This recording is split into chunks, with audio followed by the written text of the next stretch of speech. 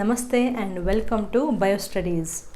Biomolecules chapter study ಮಾಡ್ತಾ ಇದ್ವಿ. ಅದರಲ್ಲಿ ಆಲ್ರೆಡಿ ವಿ ಹ್ಯಾವ್ ಕಂಪ್ಲೀಟೆಡ್ ಯಾವ್ಯಾವುದು carbohydrates, proteins, lipids and in the previous video we have studied nucleic acids. ಈ nucleic ಆ್ಯಸಿಡ್ಸ್ನಲ್ಲಿ DNA ಮತ್ತು RNA. So ಎಲ್ಲ ಬಯೋಮಾಲಿಕ್ಯೂಲ್ಸ್ ಆದಮೇಲೆ ನೆಕ್ಸ್ಟ್ ಬರುವಂತಹ ಇನ್ನೊಂದು chemical component which is present in ಆ body, which is performing many functions in ಆ body. ಯಾವುದದು? ಎನ್ಸೈಮ್ಸ್. ಇದನ್ನು ನಾವು ಏನಂತ ಕರಿತೀವಿ? ಕಿಣ್ವಗಳು ಅಂತಲೂ ಕರಿತೀವಿ, ಹೌದಾ?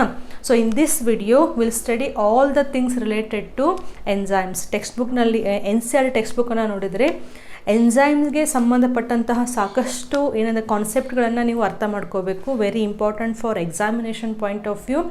ಎನ್ಸೈಮ್ಸ್ ಅಂದರೆ ಏನು, ಅವು ಹೇಗೆ ರಿಯಾಕ್ಷನ್ಸನ್ನು ಅಥವಾ ರಿಯಾಕ್ಷನ್ಸ್ ಮಾಡಲಿಕ್ಕೆ ಹೆಲ್ಪ್ ಮಾಡ್ತವೆ, ಇನ್ಹಿಬಿಟರ್ಸ್ ಅಂದರೆ ಏನು, factors affecting the enzyme activity, cofactors ಅಂದರೆ ಏನು, ಕ್ಲಾಸಿಫಿಕೇಷನ್ ಆಫ್ ಎನ್ಸೈಮ್ಸ್, ಇದೆಲ್ಲವೂ ತುಂಬ important and will try to cover in this video. Okay, ನಾವು what are these enzymes? Enzymes are nothing but the special proteins produced inside the living organism. So ಒಂದು ಜೀವಿಯ body ಒಳಗಡೆ synthesis ಆಗುವಂತಹ ಅಥವಾ form ಆಗುವಂತಹ, ಉತ್ಪತ್ತಿ ಆಗುವಂತಹ special protein molecules. So enzymes are nothing but the special proteins produced inside. ಎಲ್ಲಿ produce ಆಗ್ತಾ ಇದ್ದಾವೆ ಇವು? Produced inside the living organism, ಹೌದಾ? Produced inside the living organism, ಕರೆಕ್ಟಾ? ಸೊ ಈ ಎನ್ಸೈಮ್ಸ್ ಪ್ರಾಪರ್ಟಿಯನ್ನು ನಾವು ಸ್ಟಡಿ ಮಾಡಿದರೆ we'll come to know what exactly they are doing and how they are doing. So we'll take few properties, ಕೆಲವೊಂದು ಗುಣಲಕ್ಷಣಗಳನ್ನು enzymes ಬಗ್ಗೆ ನಾವು ಸ್ಟಡಿ ಮಾಡೋಣ, ರೈಟ್? ಅದರಲ್ಲಿ first one is the protein nature of the enzymes. Protein nature, okay, protein nature.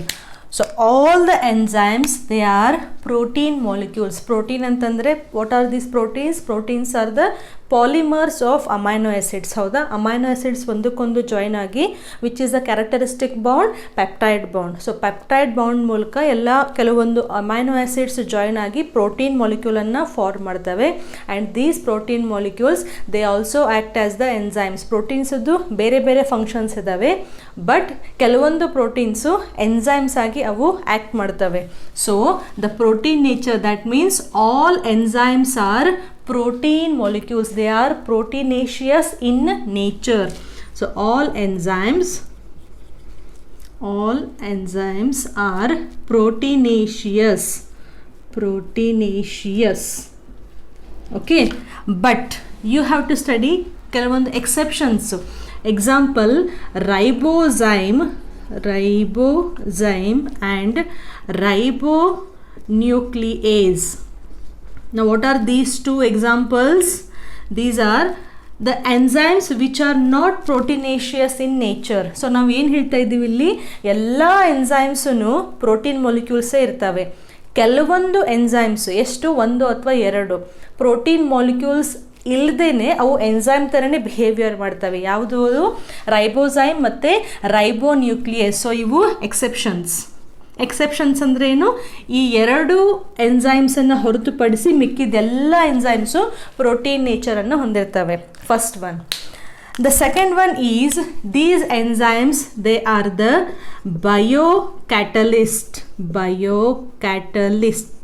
Okay, catalyst ವರ್ಡನ್ನು ನೀವು ಕೇಳಿರ್ಬೋದು ಎಲ್ಲಿ? Chemistry ಲ್ಯಾಬ್ನಲ್ಲಿ.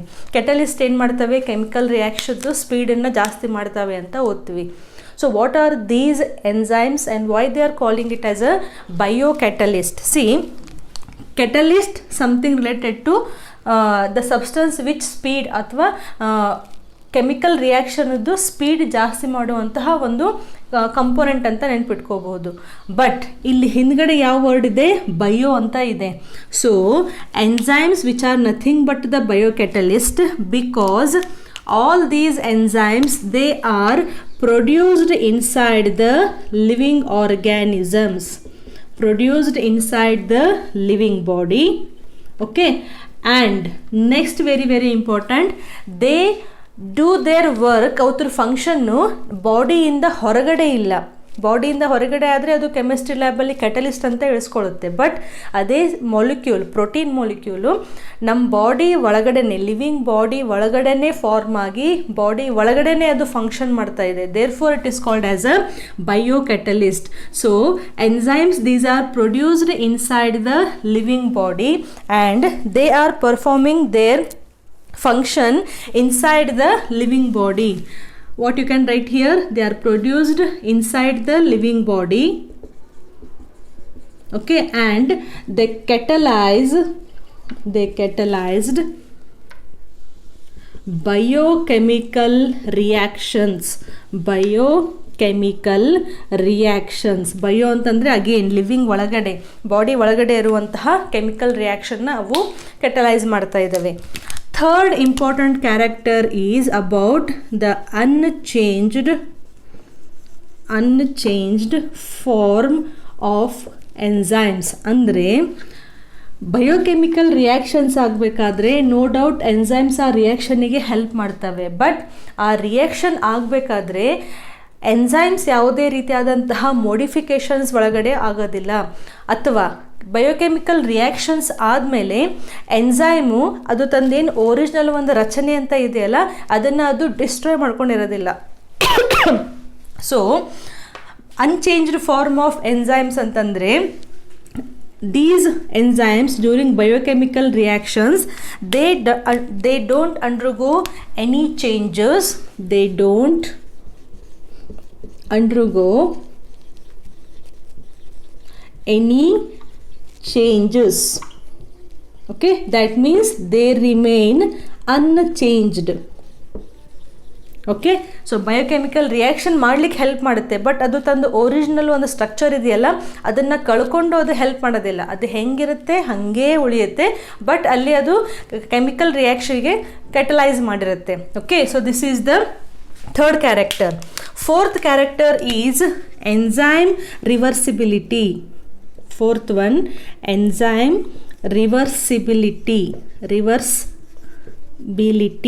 Okay, now what do you mean by this enzyme reversibility? Reverse ಅಂದರೆ ಏನು, ಹೋಗಿ ಮತ್ತೆ ಹಿಂಗೆ ವಾಪಸ್ ಬರ್ಬೋದು. ಓಕೆ, ಎಂಜೈಮ್ ರಿವರ್ಸಿಬಿಲಿಟಿ ಅಂತಂದರೆ the same enzyme okay is use to catalyse the reaction in both the directions. So ಒಂದು ರಿಯಾಕ್ಷನ್ನು ಎರಡೂ ಡೈರೆಕ್ಷನಲ್ಲಿ ಆಗಲಿಕ್ಕೆ ಹೆಲ್ಪ್ ಮಾಡುವಂತಹ ಪ್ರೋಟೀನೇಷಿಯಸ್ ಮಾಲಿಕ್ಯೂಲ್ ಯಾವುವು, enzymes. So same enzyme they catalyse the reaction in both the directions. Okay, example ತಗೊಳ್ಳೋಣ. See example, now there is one chemical called as malic acid, MALIC, malic acid. Okay, now this is transformed into fumaric acid. Okay, now this is one biochemical reaction. ಈ malic acid ಇದ್ದಿದ್ದು ಫ್ಯೂಮರಿಕ್ acid ಆಗಲಿಕ್ಕೆ we need a enzyme, and what do we call it as? It is called it as fumarase. Okay, so ಈ sentence ಏನಿದೆ reversibility, malic acid ಇಂದ ಫ್ಯೂಮರಿಕ್ acid ಆಗ್ಲಿಕ್ಕೂ ಇದೇ enzyme ಬೇಕು. Reverse direction ಅಂದರೆ ಫ್ಯೂಮರಿಕ್ acid ಇದ್ದಿದ್ದು ಮತ್ತೆ ಮ್ಯಾಲಿಕ್ ಆಸಿಡ್ ಆಗ್ಲಿಕ್ಕೂ ಸೇಮ್ ಎಂಜೈಮ್ ಬೇಕು. ಹಾಗಾದರೆ ಡಿಫ್ರೆನ್ಸ್ ಎಲ್ಲಿ ಆಯಿತು ಅಂತಂದರೆ, the same enzyme, listen carefully, the same enzyme, it can carry out the reaction in both the directions. It can carry out the reactions in both the directions, but at the different optima, ಅಂದರೆ different conditions. ಅಂದರೆ malic ಆ್ಯಸಿಡಿಂದ fumaric acid reaction ಈ ಡೈರೆಕ್ಷನಲ್ಲಿ ಹೋಗಬೇಕಾದ್ರೆ different conditions ಇರಬೇಕು. Fumaric ಆ್ಯಸಿಡಿಂದ ಅದು malic acid ಆಗಲಿಕ್ಕೆ ಡಿಫ್ರೆಂಟ್ ಕಂಡೀಷನ್ಸ್ ಇರಬೇಕು. ಕಂಡೀಷನ್ ನಾವು for example we take it with respect to the pH. Okay, so in case the pH is 7.4, okay 7.4 pH ಇತ್ತು ಅಂತಂದರೆ ಫ್ಯೂಮರೈಸ್ ಏನು ಮಾಡುತ್ತೆ, ಮ್ಯಾಲಿಕ್ ಆ್ಯಸಿಡನ್ನು ಫ್ಯೂಮರಿಕ್ ಆ್ಯಸಿಡಿಗೆ ಹಾಕುತ್ತೆ. ಅದೇ ಪಿ ಎಚ್ 6.2 ಇತ್ತು ಅಂತಂದರೆ ಫ್ಯುಮರಿಕ್ ಆ್ಯಸಿಡಿಂದ ಅದು ಮ್ಯಾಲಿಕ್ ಆ್ಯಸಿಡನ್ನು ಫಾರ್ಮ್ ಮಾಡುತ್ತೆ. So what you mean by this? Enzyme reversibility ಅಂದರೆ ಒಂದೇ enzyme, same enzyme, it can catalyse the reaction in both the directions but at different conditions, different optima. You got this point? So this is the enzyme reversibility. Okay, now just a minute, this is not 7.4, it is 7.8, a small correction. Okay, next one, the fifth character is important one, enzyme concentration. Enzyme concentration. Okay, now what is this enzyme concentration? You can take it as enzyme concentration and enzyme efficiency. Now what do you mean by this? Enzyme concentration. So biochemical reactions ಆಗಲಿಕ್ಕೆ enzymes help ಮಾಡ್ತಾ ಇದ್ದಾವೆ ಅಂತ ಹೇಳಿದ್ದೀವಿ. So enzymes ಎಷ್ಟು ಇರಬೇಕು, ಎನ್ಸೈಮ್ಸ್ದು concentration ಎಷ್ಟು ಇದ್ದರೆ ಅವು ಬಯೋಕೆಮಿಕಲ್ ರಿಯಾಕ್ಷನನ್ನು ಮಾಡ್ತವೆ ಅಂತ. ಸಿ, ಒಂದು ಬಯೋಕೆಮಿಕಲ್ ರಿಯಾಕ್ಷನ್ ಆಗಲಿಕ್ಕೆ, ಫಾರ್ ಎಕ್ಸಾಂಪಲ್ ಇದೊಂದು ರಿಯಾಕ್ಷನ್ ಅಂತ ಇದೆ. ಸೊ ಒಂದು ಬಯೋಕೆಮಿಕಲ್ ರಿಯಾಕ್ಷನ್ ಆಗಲಿಕ್ಕೆ only a small quantity of enzyme is sufficient. We'll write here small quantity. Okay, so full ನಿಮಗೆ ಕೆ ಜಿ ಗಟ್ಟಲೆ ಟನ್ ಗಟ್ಟಲೆ ಎನ್ಸೈಮ್ಸ್ ಇಟ್ಕೊಂಡು ರಿಯಾಕ್ಷನ್ ಆಗ್ತಿರಂಗಿಲ್ಲ. Just a small quantity of enzymes is sufficient to bring up a biochemical reaction. ನಾವು concentration wise ಅದನ್ನು study ಮಾಡಿದರೆ ಇವಾಗ rate of chemical reaction ಹೇಗೆ ಬರಿತೀವಿ? Rate of chemical reaction, rate of reaction. How do you write the rate of the reaction? The amount of product formed at a unit time. ಹೌದಾ? ಇದ್ರ meaning ಏನು ಅಂತಂದರೆ, ಈ enzymes concept full ಮುಗಿಯೋವರೆಗೂ ನೀವು ಒಂದು formula ನೆನಪಿಟ್ಕೋಬೇಕು. ಏನದು? ಒಂದು ಸಬ್ಸ್ಟ್ರೇಟ್ ಇದೆ, okay, and this substrate is being converted into a product, okay, and this is with the help of enzymes ಅಂತ ನಾವು ಓದ್ತಾ ಇದ್ದೀವಿ. ಸೊ ಇದು ಸಬ್ಸ್ಟ್ರೇಟ್ ಆಯಿತು, ಇದು ಪ್ರಾಡಕ್ಟ್ ಆಯಿತು, ಇದು ಒಂದು ರಿಯಾಕ್ಷನ್ ಅಂತ ಆಯಿತು. ಹೌದಾ? ಸೊ ರೇಟ್ ಆಫ್ ರಿಯಾಕ್ಷನ್ ಅಂದರೆ ಒಂದು ಪರ್ಟಿಕ್ಯುಲರ್ ಟೈಮಿಗೆ, say example 1 second or 2 second or 1 hour 2 hour 3 hour, so ಒಂದು ಯೂನಿಟ್ ಟೈಮಿಗೆ ಎಷ್ಟು ಪ್ರಾಡಕ್ಟ್ ಫಾರ್ಮ್ ಆಗ್ತಾ ಇದೆ ಅದನ್ನು ನಾವು ಇಲ್ಲಿ ರಿಪ್ರೆಸೆಂಟ್ ಮಾಡಿರೋದು. Rate of a reaction is equal to the amount of product formed at a unit time. ಈ ಕಾನ್ಸೆಪ್ಟ್ ತುಂಬ ಇಂಪಾರ್ಟೆಂಟ್. ಎನ್ಸೈಮ್ಸು ಕೆಮಿಕಲ್ ರಿಯಾಕ್ಷನ್ ಮಾಡಲಿಕ್ಕೆ ಹೆಲ್ಪ್ ಮಾಡಬೇಕು ಅಂತಂದರೆ ಈ ರಿಯಾಕ್ಷನ್ನು ಆಲ್ರೆಡಿ ಅದು ಸ್ಟಾರ್ಟ್ ಆಗಿರಬೇಕು. That means to say enzyme will not start the reaction already start agide. The enzyme will speed up the rate of the reaction. Try to understand this point, very very important. Idar mele ನೀವು question ಅನ್ನು ಆರಾಮವಾಗಿ crack ಮಾಡಬಹುದು. So what enzymes are doing? The enzymes will not start the reaction, the enzymes will not stop the reaction. Start ಮಾಡಲ್ಲ, ಅವು stop ಮಾಡಲ್ಲ. ಹಾಗಾದರೆ ಏನು ಮಾಡ್ತಾ ಇದ್ದೇವೆ? ಯಾಕೆ ಅವಕ್ಕಷ್ಟು ಇಂಪಾರ್ಟೆನ್ಸು?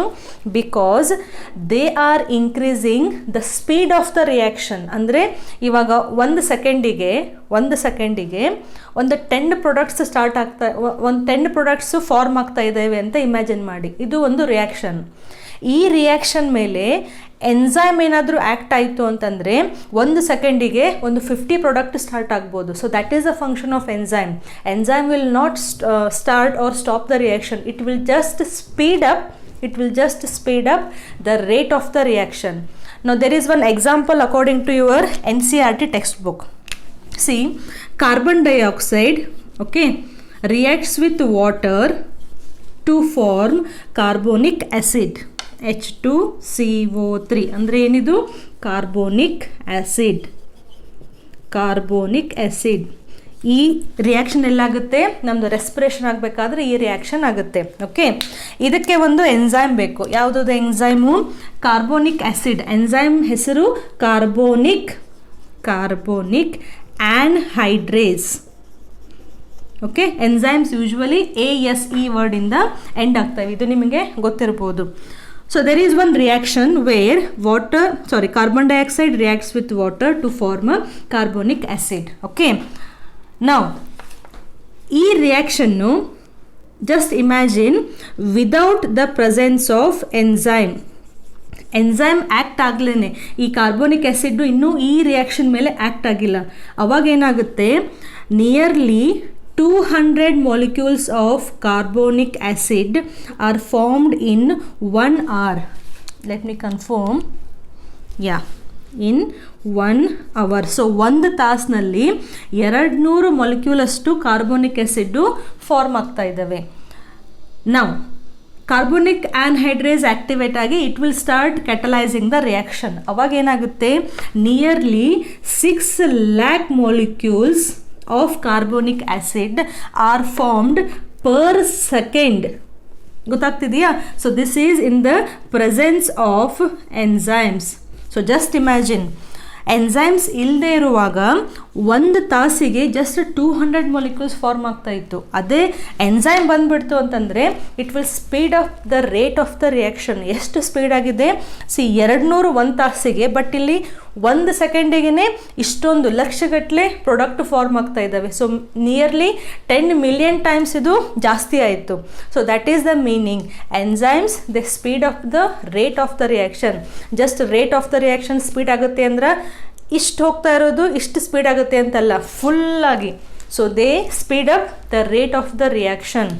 ಇದು ಜಸ್ಟ್ ಒಂದು ಎಕ್ಸಾಂಪಲ್. ಈ ರಿಯಾಕ್ಷನ್ ಆಗ್ತಾನೇ ಇರುತ್ತೆ ಸ್ಲೋ ಆಗಿ, ಬಟ್ ಎನ್ಸೈಮ್ ಇಲ್ದೇ ಆಗಬೇಕಾದ್ರೆ ಇಷ್ಟೇ ಕಡಿಮೆ ಮಾಲಿಕ್ಯೂಲ್ಸ್ ಫಾರ್ಮ್ ಆಗ್ತಾ ಇರ್ತವೆ.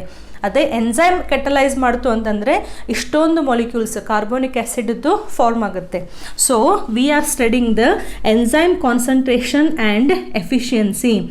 ಎನ್ಸೈಮ್ ಎಫಿಷಿಯನ್ಸಿ ನಮಗೆ ಗೊತ್ತಾಯಿತು, ಇಷ್ಟು ಚಿಕ್ಕದಾಗಿರುವಂತಹ ಪ್ರಾಡಕ್ಟ್ಸ್ಗಳನ್ನು ಎಷ್ಟೊಂದು ಹೈಯರ್ ನಂಬರ್ ಆಫ್ ಪ್ರಾಡಕ್ಟಿಗೆ ಅದು ಕನ್ವರ್ಟ್ ಮಾಡುತ್ತೆ. ಅದೇನಾಯಿತು, ಎಫಿಷಿಯನ್ಸಿ ಆಯಿತು.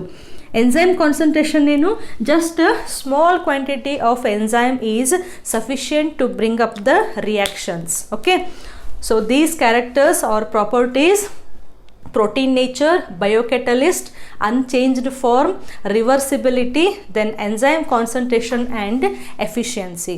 Now next we'll take the nature of enzyme activity. So henge exactly ಈ ಎಂಜೈಮು ಪ್ರಾಡಕ್ಟ್ ಫಾರ್ಮ್ ಆಗಲಿಕ್ಕೆ ಹೆಲ್ಪ್ ಮಾಡ್ತಾ ಇದೆ ಅಂತ. Okay, now we are studying the properties of the enzymes. The next property is nature of enzyme activity. Nature of enzyme activity. So ಹೆಂಗೆ ಅವು ಒಂದು chemical ರಿಯಾಕ್ಷನನ್ನು carry out ಮಾಡ್ತಾ ಇದ್ದಾವೆ ಅಂತ. ಸಿ, ಈ ಎಂಜೈಮ್ ಸಂಬಂಧಪಟ್ಟಂತಹ ಈಕ್ವೇಷನ್ ಏನು ಹೇಳಿದೆ, S is getting converted into product. Okay, now what are these S and products? S refers to substrate. Okay, now what do you mean by this substrate? The substance on which the enzyme is acting. So the substance on which the enzyme is acting. Enzyme ಯಾವ ವಸ್ತು ಮೇಲೆ act ಮಾಡ್ತಾ ಇದೆಯಲ್ಲ ರಿಯಾಕ್ಷನ್ನಲ್ಲಿ, ಆ ವಸ್ತುಗೆ ನಾವು substrate ಅಂತ ಹೇಳ್ತೀವಿ. ಓಕೆ, ಕೆಲವೊಂದು ಬಾರಿ ಏನಾಗುತ್ತೆ, ಇಷ್ಟು ಸಿಂಪಲ್ಲಾಗಿ ರಿಯಾಕ್ಷನ್ಸ್ ಇಲ್ಲದೆ A+B giving raise to C+D ಏನಾಯ್ತು, ಇಲ್ಲಿ ಮೋರ್ ದ್ಯಾನ್ 1 ಸಬ್ಸ್ಟ್ರೇಟ್ ಆಯಿತು.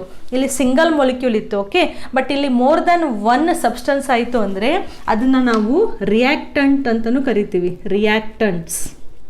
ಓಕೆ, ಸೊ ಕೆಮಿಕಲ್ ರಿಯಾಕ್ಷನ್ ಆಗಬೇಕಾದ್ರೆ 1 ಮೊಲಿಕ್ಯೂಲ್ ಇದ್ದರೆ ಸಬ್ಸ್ಟ್ರೇಟ್, ಅಥವಾ ಜಾಸ್ತಿ ಇದ್ದರೆ ರಿಯಾಕ್ಟಂಟ್ ಅಂತ ಹೇಳ್ತೀವಿ. ನಾವು what you mean by P ಅಂದರೆ ಏನು, ಪ್ರಾಡಕ್ಟ್ ಫಾರ್ಮ್ಡ್. ಓಕೆ, ನಾವು what is this product? The substance which is formed at the end of the chemical reaction. So chemical reaction ಆದಮೇಲೆ ಫಾರ್ಮ್ ಆಗುವಂತಹ ಸಬ್ಸ್ಟೆನ್ಸ್ ಯಾವುದು, ಪ್ರಾಡಕ್ಟ್ ಅಂತ ಅರ್ಥ. ಸೊ ಇದನ್ನು in case ಇಲ್ಲಿ 2 ಇತ್ತು ಅಂತಂದರೆ ಇದನ್ನು ನಾವು ಎಂಡ್ ಪ್ರಾಡಕ್ಟ್ಸ್ ಅಂತಲೂ ಕರಿತೀವಿ, end products. Okay, so S and P are clear. Definition wise description ಬಾಕ್ಸ್ನಲ್ಲಿ ನೋಟ್ಸ್ ಇದೆ, ಅಲ್ಲಿಯೂ ಕೂಡ ಡೆಫಿನೇಷನ್ ಫುಲ್ ಆಗಿದೆ. Substrate, the substance on which enzyme is acting. Product, the substance which is formed at the end of the chemical reaction. Okay, now coming to our main part, enzyme. Okay, now this is very important. Enzyme properties ಅನ್ನು ನಾವು ಓದಿದ್ವಾ, we came to know that now this enzyme is a protein molecule. ಹೌದಾ? Don't skip and watch, continuous ಆಗಿ ನೋಡ್ತಾ ಇರಿ. Protein video ಕಲಿಬೇಕಾದ್ರೆ we have studied the structure of protein. I hope you remember structure of protein ಯಾವ್ಯಾವ level ಇತ್ತು, ಅಲ್ಲಿ 4 level ಇತ್ತು. ಯಾವ್ಯಾವುದು? ಒಂದು primary, secondary, tertiary and quaternary structure ಇತ್ತು. ಪ್ರೈಮರಿ ಸ್ಟ್ರಕ್ಚರ್ ಅಂತಂದರೆ ಒಂದು linear chain of the amino acid. ಅದು ಫುಲ್ ಹೆಲಿಕಲ್ ಸ್ಟ್ರಕ್ಚರ್ ಆಗಿ ಅಥವಾ ಪ್ಲೀಟ್ ಸ್ಟ್ರಕ್ಚರ್ ಆಯಿತು ಅಂದರೆ ಅದು ಸೆಕೆಂಡರಿ. ಇದು ಸ್ಟ್ರಕ್ಚರ್ ನಿಮ್ಗೆ ಬೇಕು ಅಂದರೆ ವಿಡಿಯೋನ ಇನ್ನೊಂದ್ಸತಿ ನೋಡಿ. ಸೆಕೆಂಡರಿ ಸ್ಟ್ರಕ್ಚರ್ ಅಂದರೆ ಲೀನಿಯರ್ ಚೈನ್ ಇದ್ದಿದ್ದು. ನಾವು this is the amino acid chain. Okay, ಈ ಚೈನು ಹೆಲಿಕಲ್ ಆಗಿ ಕಾಯಿಲ್ ಆಯಿತು ಅಂತಂದರೆ ನಾವು this is the secondary structure. ಟರ್ಷರಿನಲ್ಲಿ again it will coil and recoil and will attend the 3 dimensional structure. So ಈ ಹೆಲಿಕಲ್ ಸ್ಟ್ರಕ್ಚರು ಟರ್ಷರಿ ಆಗಬೇಕಾದ್ರೆ ಅಲ್ಲಿ hydrogen bond ಮತ್ತು ಸಲ್ಫೈಡ್ ಬಾಂಡ್ ಎಲ್ಲ ಫಾರ್ಮ್ ಆಗಿ ಒಂದು ಪ್ರೋಟೀನ್ ಮಾಲಿಕ್ಯೂಲು ರೆಡಿ ಆಗುತ್ತೆ. ಅದಕ್ಕೆ ನಾವು ಸ್ಟ್ರಕ್ಚರ್ ಆಫ್ ಪ್ರೋಟೀನ್ಸ್ ಓದಬೇಕಾದ್ರೆ the proteins which are in a tertiary structure, the proteins which are in a tertiary structure, they are the one which are biologically active ಅಂತ ಹೇಳಿದ್ವಿ. What is that biologically active form? It is nothing but the enzymes. So proteins primary, secondary, tertiary, quaternary ಇರ್ತವೆ. But tertiary ಲೆವೆಲ್ಗಿರುವಂತಹ proteins ಅವು biologically function ಮಾಡಲಿಕ್ಕೆ ಅವಕ್ಕೆ ಒಂದು ಏನಂತಾರೆ basic need ಅಥವಾ basic requirement ಅಂತ ಹೇಳ್ಬೋದು. ಓಕೆ, ಸೊ ಈ ಪ್ರೋಟೀನ್ ಇದೆಯಲ್ಲ, ಇಲ್ಲಿ ಎನ್ಸೈಮ್ಸ್ ಆ್ಯಂಡ್ ಪ್ರೋಟೀನ್ ಇದೆಯಲ್ಲ, this is in a tertiary structure. Tertiary structure. Okay, so tertiary structure ಅಂತಂದರೆ ಈ ಪ್ರೋಟೀನ್ ಒಳಗಡೆ ಇಲ್ಲಿ ಸಾಕಷ್ಟು ಹೈಡ್ರೋಜನ್ ಬಾಂಡ್ಸ್ ಇದ್ದಾವೆ, ಡೈಸಲ್ಫೈಡ್ ಬಾಂಡ್ ಇದೆ, ಪೆಪ್ಟೈಡ್ ಬಾಂಡ್ ಇದೆ ಆಲ್ರೆಡಿ. ಯಾಕಂದರೆ ಇಲ್ಲಿ ಅಮೈನೋ ಆ್ಯಸಿಡ್ ಜಾಯ್ನ್ ಆಗಲಿಕ್ಕೆ ಪೆಪ್ಟೈಡ್ ಬಾಂಡ್ ಆಗಿದೆ. ಸೊ ಇದು ಫುಲ್ ಸ್ಟ್ರಕ್ಚರ್ ಇದೆಯಲ್ಲ, now it is ready to carry out the function. Function ಯಾವುದು? ಬಯೋಕೆಮಿಕಲ್ ರಿಯಾಕ್ಷನ್ನದು ಸ್ಪೀಡನ್ನು ಇನ್ಕ್ರೀಸ್ ಮಾಡೋದು. ಓಕೆ, ನಾವು how this tertiary structure is involved in bringing the biochemical reaction. ನಾವು imagine this is the structure of an enzyme. Okay, ಈ structure ಸುಮ್ಮನೆ graphically ಈ ಥರ ರಿಪ್ರೆಸೆಂಟ್ ಮಾಡಿರೋದು, ಇದೇ ಶೇಪಲ್ಲಿ ಇರುತ್ತೆ ಅಂತಲ್ಲ. It is in the tertiary shape, tertiary structure. Okay, every enzyme, now this is the enzyme. Okay, every enzyme has a special site. What do we call for that? It is called as a active site, ಅಥವಾ ಕೆಲವೊಂದು ಬುಕ್ಕಲ್ಲಿ binding site ಅಂತಲೂ ಕೊಟ್ಟಿದ್ದಾರೆ, one and the same. So the enzyme is in a tertiary structure with all the bonds, and this enzyme has a particular site ಅಥವಾ particular place. It is called as a active site. ನಾವು ultimately enzyme ಎದ್ರ ಮೇಲೆ act ಮಾಡಬೇಕು? ಅದು substrate ಮೇಲೆ act ಮಾಡಬೇಕು. So imagine this is the substrate. ನಾವು this is the substrate molecule. Okay, so ಈ ಎನ್ಸೈಮ್ ಹೋಗಿ ಈ ಸಬ್ಸ್ಟ್ರೇಟ್ ಮೇಲೆ ಆ್ಯಕ್ಟ್ ಮಾಡಬೇಕು. ಸೊ ಯಾವ ಸ್ಟ್ರಕ್ಚರ್ ಆಗುತ್ತೆ ಅಂದರೆ, ನಾವು Y these enzymes R active site. ಈ ಆ್ಯಕ್ಟಿವ್ ಸೈಟ್ ಇದೆಯಲ್ಲ, they are very very specific in their shape and size with orientation everything. ಈ ಸಬ್ಸ್ಟ್ರೇಟು ಕರೆಕ್ಟಾಗಿ ಇದು ಒಳಗಡೆ ಹೋಗಿ ಅದು ಫಿಟ್ ಆಗಿಬಿಡುತ್ತೆ. ಇದನ್ನು ಲಾಕ್ ಆ್ಯಂಡ್ ಕೀ ಹೈಪೋಥೆಸಿಸ್ ಅಂತಲೂ ಕರೀತಾರೆ. ಸೊ ಒಂದು ಎನ್ಸೈಮು ಆ್ಯಕ್ಟಿವ್ ಆಗಲಿಕ್ಕೆ ಅದರದ್ದು ಪರ್ಟಿಕ್ಯುಲರ್ ಸಬ್ಸ್ಟ್ರೇಟ್ ಹೋಗಿ ಆ್ಯಕ್ಟಿವ್ ಸೈಟ್ ಮೇಲೆ ಕುತ್ಕೋಬೇಕು. ಹೆಂಗೆ ಕಾಣಿಸುತ್ತೆ ಅದು? ನಾವು this is the enzyme. Okay, ನಾವು this is the active site of the enzyme. So biochemical reaction ಆಗಲಿಕ್ಕೆ ಈ ಆ್ಯಕ್ಟಿವ್ ಸೈಟ್ ಮೇಲೆ ಯಾಕೆ ಕುತ್ಕೋಬೇಕಿದು? ನಾವು this is the substrate. Okay, so ಈ ಸಬ್ಸ್ಟ್ರೇಟ್ ಹೋಗಿ ಇಲ್ಲಿ ಒಳಗಡೆ ಕುತ್ಕೋತು. Now this we have enzyme here and substrate here. This is called as enzyme substrate complex. Enzyme substrate complex. ಗೊತ್ತಾಯ್ತಾ? ಸೊ ಇದು ಫಸ್ಟ್ ಸ್ಟೆಪ್ಪು ಇದರಲ್ಲಿ, ಈ ಬಯೋಕೆಮಿಕಲ್ ರಿಯಾಕ್ಷನ್ನಲ್ಲಿ. ನೆಕ್ಸ್ಟ್ ಏನಾಗುತ್ತೆ ಅಂತಂದರೆ, ಇದೇನು ಎನ್ಸೈಮ್ ಇದೆಯಲ್ಲ, it will convert the substrate into product. ಹೇಗೆ convert ಮಾಡುತ್ತೆ? ಕೆಲವೊಂದು ಬಾಂಡ್ಸ್ಗಳನ್ನು ಬ್ರೇಕ್ ಮಾಡುತ್ತೆ ಅಥವಾ ಕೆಲವೊಂದು ಹೊಸ ಬಾಂಡ್ ಫಾರ್ಮೇಷನ್ ಆಗಲಿಕ್ಕೆ ಸಹಾಯ ಮಾಡುತ್ತೆ. ಸೊ ಅಲ್ಟಿಮೇಟ್ಲಿ ಅಲ್ಲಿ ಸಬ್ಸ್ಟ್ರೇಟ್ ಇರೋದು ಈ ಬಾಂಡ್ ಫಾರ್ಮೇಷನ್ ಅಥವಾ ಬ್ರೇಕಿಂಗ್ ಆಫ್ ದ ಬಾಂಡ್ಸ್ ಮೂಲಕ ಹೊಸ ಒಂದು ಮಾಲಿಕ್ಯೂಲ್ ಆಗಿ ಅದು ಟ್ರಾನ್ಸ್ಫರ್ ಆಗುತ್ತೆ. ಓಕೆ, ಅದನ್ನೇ ನಾವು ಪ್ರಾಡಕ್ಟ್ ಅಂತ ಹೇಳ್ತೀವಿ, ಎಂಡ್ ಪ್ರಾಡಕ್ಟ್ ಅಂತ ಹೇಳ್ತೀವಿ. ಸೊ ಜಸ್ಟ್ ಇಮ್ಯಾಜಿನ್, ನಾವು this is one substrate. Okay, ಈ ಸಬ್ಸ್ಟ್ರೇಟು ನಾವು ನಾವು ದಿಸ್ ಈಸ್ ದ ಎನ್ಸೈಮ್, ಕರೆಕ್ಟಾ? ಒಳಗಡೆ ಸಬ್ಸ್ಟ್ರೇಟ್ ಇತ್ತ ಇಲ್ಲಿ. ನಾವು this substrate has undergone all the changes and now it has formed the products. So ಇದೇನು ಸ್ಟ್ರಕ್ಚರ್ ಇದೆಯಲ್ಲ, ಇಲ್ಲೆಲ್ಲ ಬಾಂಡ್ ಫಾರ್ಮೇಷನ್ ಅಥವಾ ಬಾಂಡ್ ಬ್ರೇಕೇಜ್ ಆಗಿ ಪ್ರಾಡಕ್ಟ್ ಫಾರ್ಮೇಷನ್ ಆಯಿತು. ನಾವು ದಿಸ್ ಈಸ್ ದ ಪ್ರಾಡಕ್ಟ್. ಇಲ್ಲಿ ಇದು ಸಬ್ಸ್ಟ್ರೇಟ್ ಇತ್ತು. Now this is the product formed. Enzyme is as it is. Now what do you call for this? This is called as enzyme product complex. Okay, ಅರ್ಥ ಆಯ್ತಾ? Confusion ಆದರೆ ಸಿಂಪಲ್ಲಾಗಿ ಕ್ವಿಕ್ಕಾಗಿ, ಒಂದು enzyme ಇದೆ, ಅದು ಸಬ್ಸ್ಟ್ರೇಟ್ ಮೇಲೆ ಆ್ಯಕ್ಟ್ ಮಾಡ್ತಾ ಇದೆ. This enzyme is in tertiary structure. It has active sites. ಒಂದು ಎನ್ಸೈಮ್ಗೆ ಮ್ಯಾಕ್ಸಿಮಮ್ 2 ಆ್ಯಕ್ಟಿವ್ ಸೈಟ್ಸ್ ಇರ್ತವೆ. Okay, this active site, it is so specific, so particular that ಅದು ಎನ್ಸೈಮ್ ಯಾವ ಸಬ್ಸ್ಟ್ರೇಟ್ ಮೇಲೆ ಆ್ಯಕ್ಟ್ ಆಗಬೇಕಲ್ಲ, ಅದು ಒಂಥರ ಕೀ ಇದ್ದಂಗೆ. ಅದು ಬಂದು ಮಾತ್ರ ಇಲ್ಲಿ ಆ್ಯಕ್ಟಿವ್ ಸೈಟ್ ಮೇಲೆ ಕುತ್ಕೋಬೋದು. Just imagine there is one more substrate which has a structure like this. Okay, just imagine ನಾವು ವೆದರ್ ದಿಸ್ ಸಬ್ಸ್ಟ್ರೇಟ್ ಇದೇನಿದೆಯಲ್ಲ, ಇದು ಹೋಗಿ ಆ್ಯಕ್ಟಿವ್ ಸೈಟ್ ಮೇಲೆ ಕುತ್ಕೊಳ್ಳೋಕ್ಕಾಗುತ್ತಾ? ನೋ, ಬಿಕಾಸ್ ಇದು ಇಲ್ಲಿ ಸ್ಪೆಸಿಫಿಕ್ ಸ್ಟ್ರಕ್ಚರನ್ನು ಹೊಂದಿರುವಂತಹ ಎನ್ಸೈಮ್ಸ್ ಮತ್ತು ಸಬ್ಸ್ಟ್ರೇಟ್ ಇದ್ದಾವೆ. ಸೊ ಈ ಸಬ್ಸ್ಟ್ರೇಟ್ ಹೋಗಿ ಆ್ಯಕ್ಟಿವ್ ಸೈಟ್ ಮೇಲೆ, ಬೈಂಡಿಂಗ್ ಸೈಟ್ ಮೇಲೆ ಕುತ್ಕೋತು ಅಂದರೆ ಅದು ಲಾಕ್ ಓಪನ್ ಆದಂಗೆ ಎನ್ಸೈಮು ಅದು ಆ್ಯಕ್ಟಿವೇಶನ್ ಆಗಿಬಿಡುತ್ತೆ, ಆ್ಯಕ್ಟಿವೇಟ್ ಆಗಿಬಿಡುತ್ತೆ, ಫಂಕ್ಷನ್ ಮಾಡಲಿಕ್ಕೆ ಸ್ಟಾರ್ಟ್ ಆಗುತ್ತೆ. ಏನು ಫಂಕ್ಷನ್ ಆಗುತ್ತೆ ಅಲ್ಲಿ? ಇದೇನು ಸಬ್ಸ್ಟ್ರೇಟ್ ಇದೆಯಲ್ಲ ಆ್ಯಕ್ಟಿವ್ ಸೈಟ್ನಲ್ಲಿ, ಅದು ಪ್ರಾಡಕ್ಟ್ ಆಗಿ ಫಾರ್ಮ್ ಆಗುತ್ತೆ.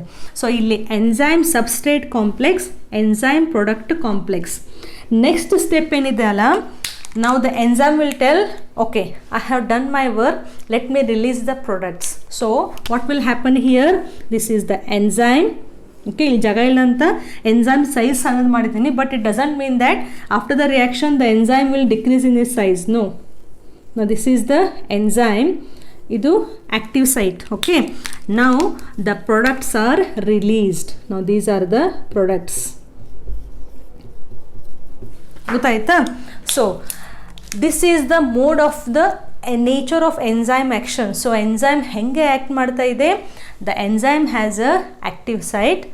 First it will form a enzyme substrate complex, then it becomes a enzyme product complex, then it releases the end products.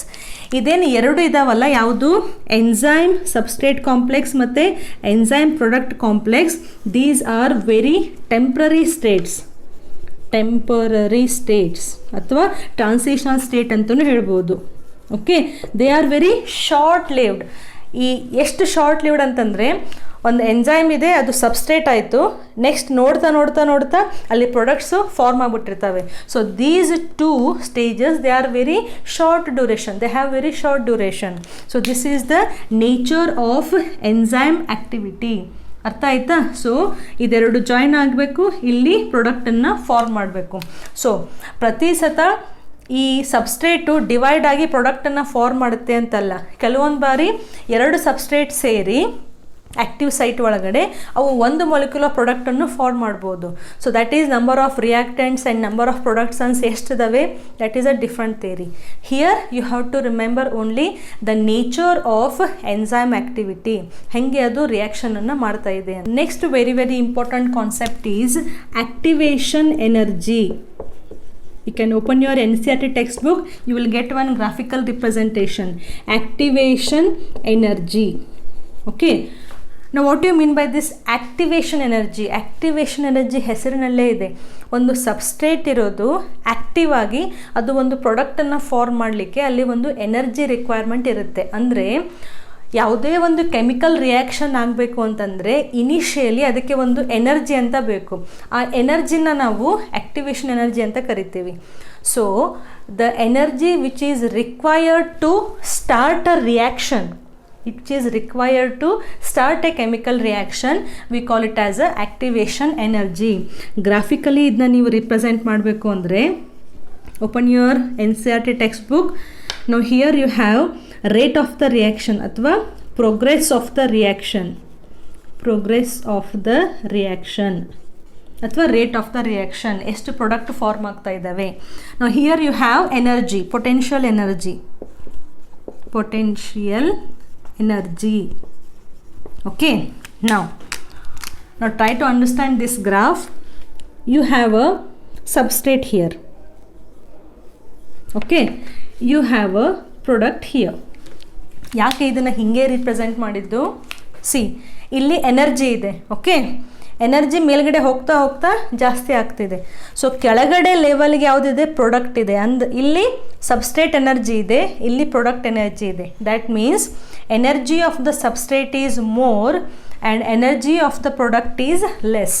So ಯಾವಾಗ ಕೆಮಿಕಲ್ ರಿಯಾಕ್ಷನ್ ಆದಮೇಲೆ ಎಸ್ ಇದ್ದಿದ್ದು ಪಿ ಆದಮೇಲೆ ಪ್ರಾಡಕ್ಟದ್ದು ಎನರ್ಜಿ ಕಡಿಮೆ ಇತ್ತು ಅಂತಂದರೆ this type of reaction we call it as a exothermic reaction. ಕೆಮಿಸ್ಟ್ರಿನಲ್ಲಿ ನೀವು ಕಲ್ತಿರ್ಬೋದು. The chemical reactions always two types, endothermic and exothermic. Endo ಅಂದರೆ ಏನು? ಒಳಗಡೆ. ಝಾಲಜಿನಲ್ಲಿ ಓದ್ತೀವಲ್ಲ ಎಷ್ಟೊಂದು ಸತಿ ಎಂಡೋಸ್ಕೆಲಿಟನ್ ಅಂತ. ಎಂಡೋ ಅಂದರೆ ಏನು? ಕೆಮಿಕಲ್ ರಿಯಾಕ್ಷನ್ ಆಗಬೇಕಾದ್ರೆ ಎನರ್ಜಿ ತಗೋತು, ಈ ರಿಯಾಕ್ಷನ್ ಎನರ್ಜಿಯನ್ನು ಕನ್ಸ್ಯೂಮ್ ಮಾಡ್ತು ಅಂದರೆ ಅದು ಎಂಡೋಥರ್ಮಿಕ್ ರಿಯಾಕ್ಷನ್. ಎಕ್ಸೋ ಅಂದರೆ ಏನು? ಎಕ್ಸೋಸ್ಕೆಲಿಟನ್, ಆರ್ಥ್ರೋಪೋಡ, ಹೊರಗಡೆ ಅಂತ ಅರ್ಥ. ಸೊ ಕೆಮಿಕಲ್ ರಿಯಾಕ್ಷನ್ ಆಗಬೇಕಾದ್ರೆ ಈ ರಿಯಾಕ್ಷನ್ನಿಂದ ಎನರ್ಜಿ ಹೊರಗಡೆ ಹೋಗ್ತಾ ಇದೆ, ಅದು exothermic. Okay, so chemical reaction ಆಗಬೇಕಾದ್ರೆ ಎನರ್ಜಿ ಹೊರಗಡೆ ಹೋಯಿತು ಅಂದರೆ ಪ್ರಾಡಕ್ಟಿಗೆ ಕಡಿಮೆ ಎನರ್ಜಿ ಉಳಿಯುತ್ತೆ. ಸೊ ಇಲ್ಲಿ ನಾವು ಕೆಳಗಡೆ ಅದನ್ನು ತೋರಿಸಿರೋದು. ಓಕೆ, ನಾವು just imagine this is, no, slightly here I'll show. Now this is the energy of a substrate. So ಒಂದು ಸಬ್ಸ್ಟ್ರೇಟಿಗೆ ಒಂದು ಸ್ವಲ್ಪ ಎನರ್ಜಿ ಇದೆ.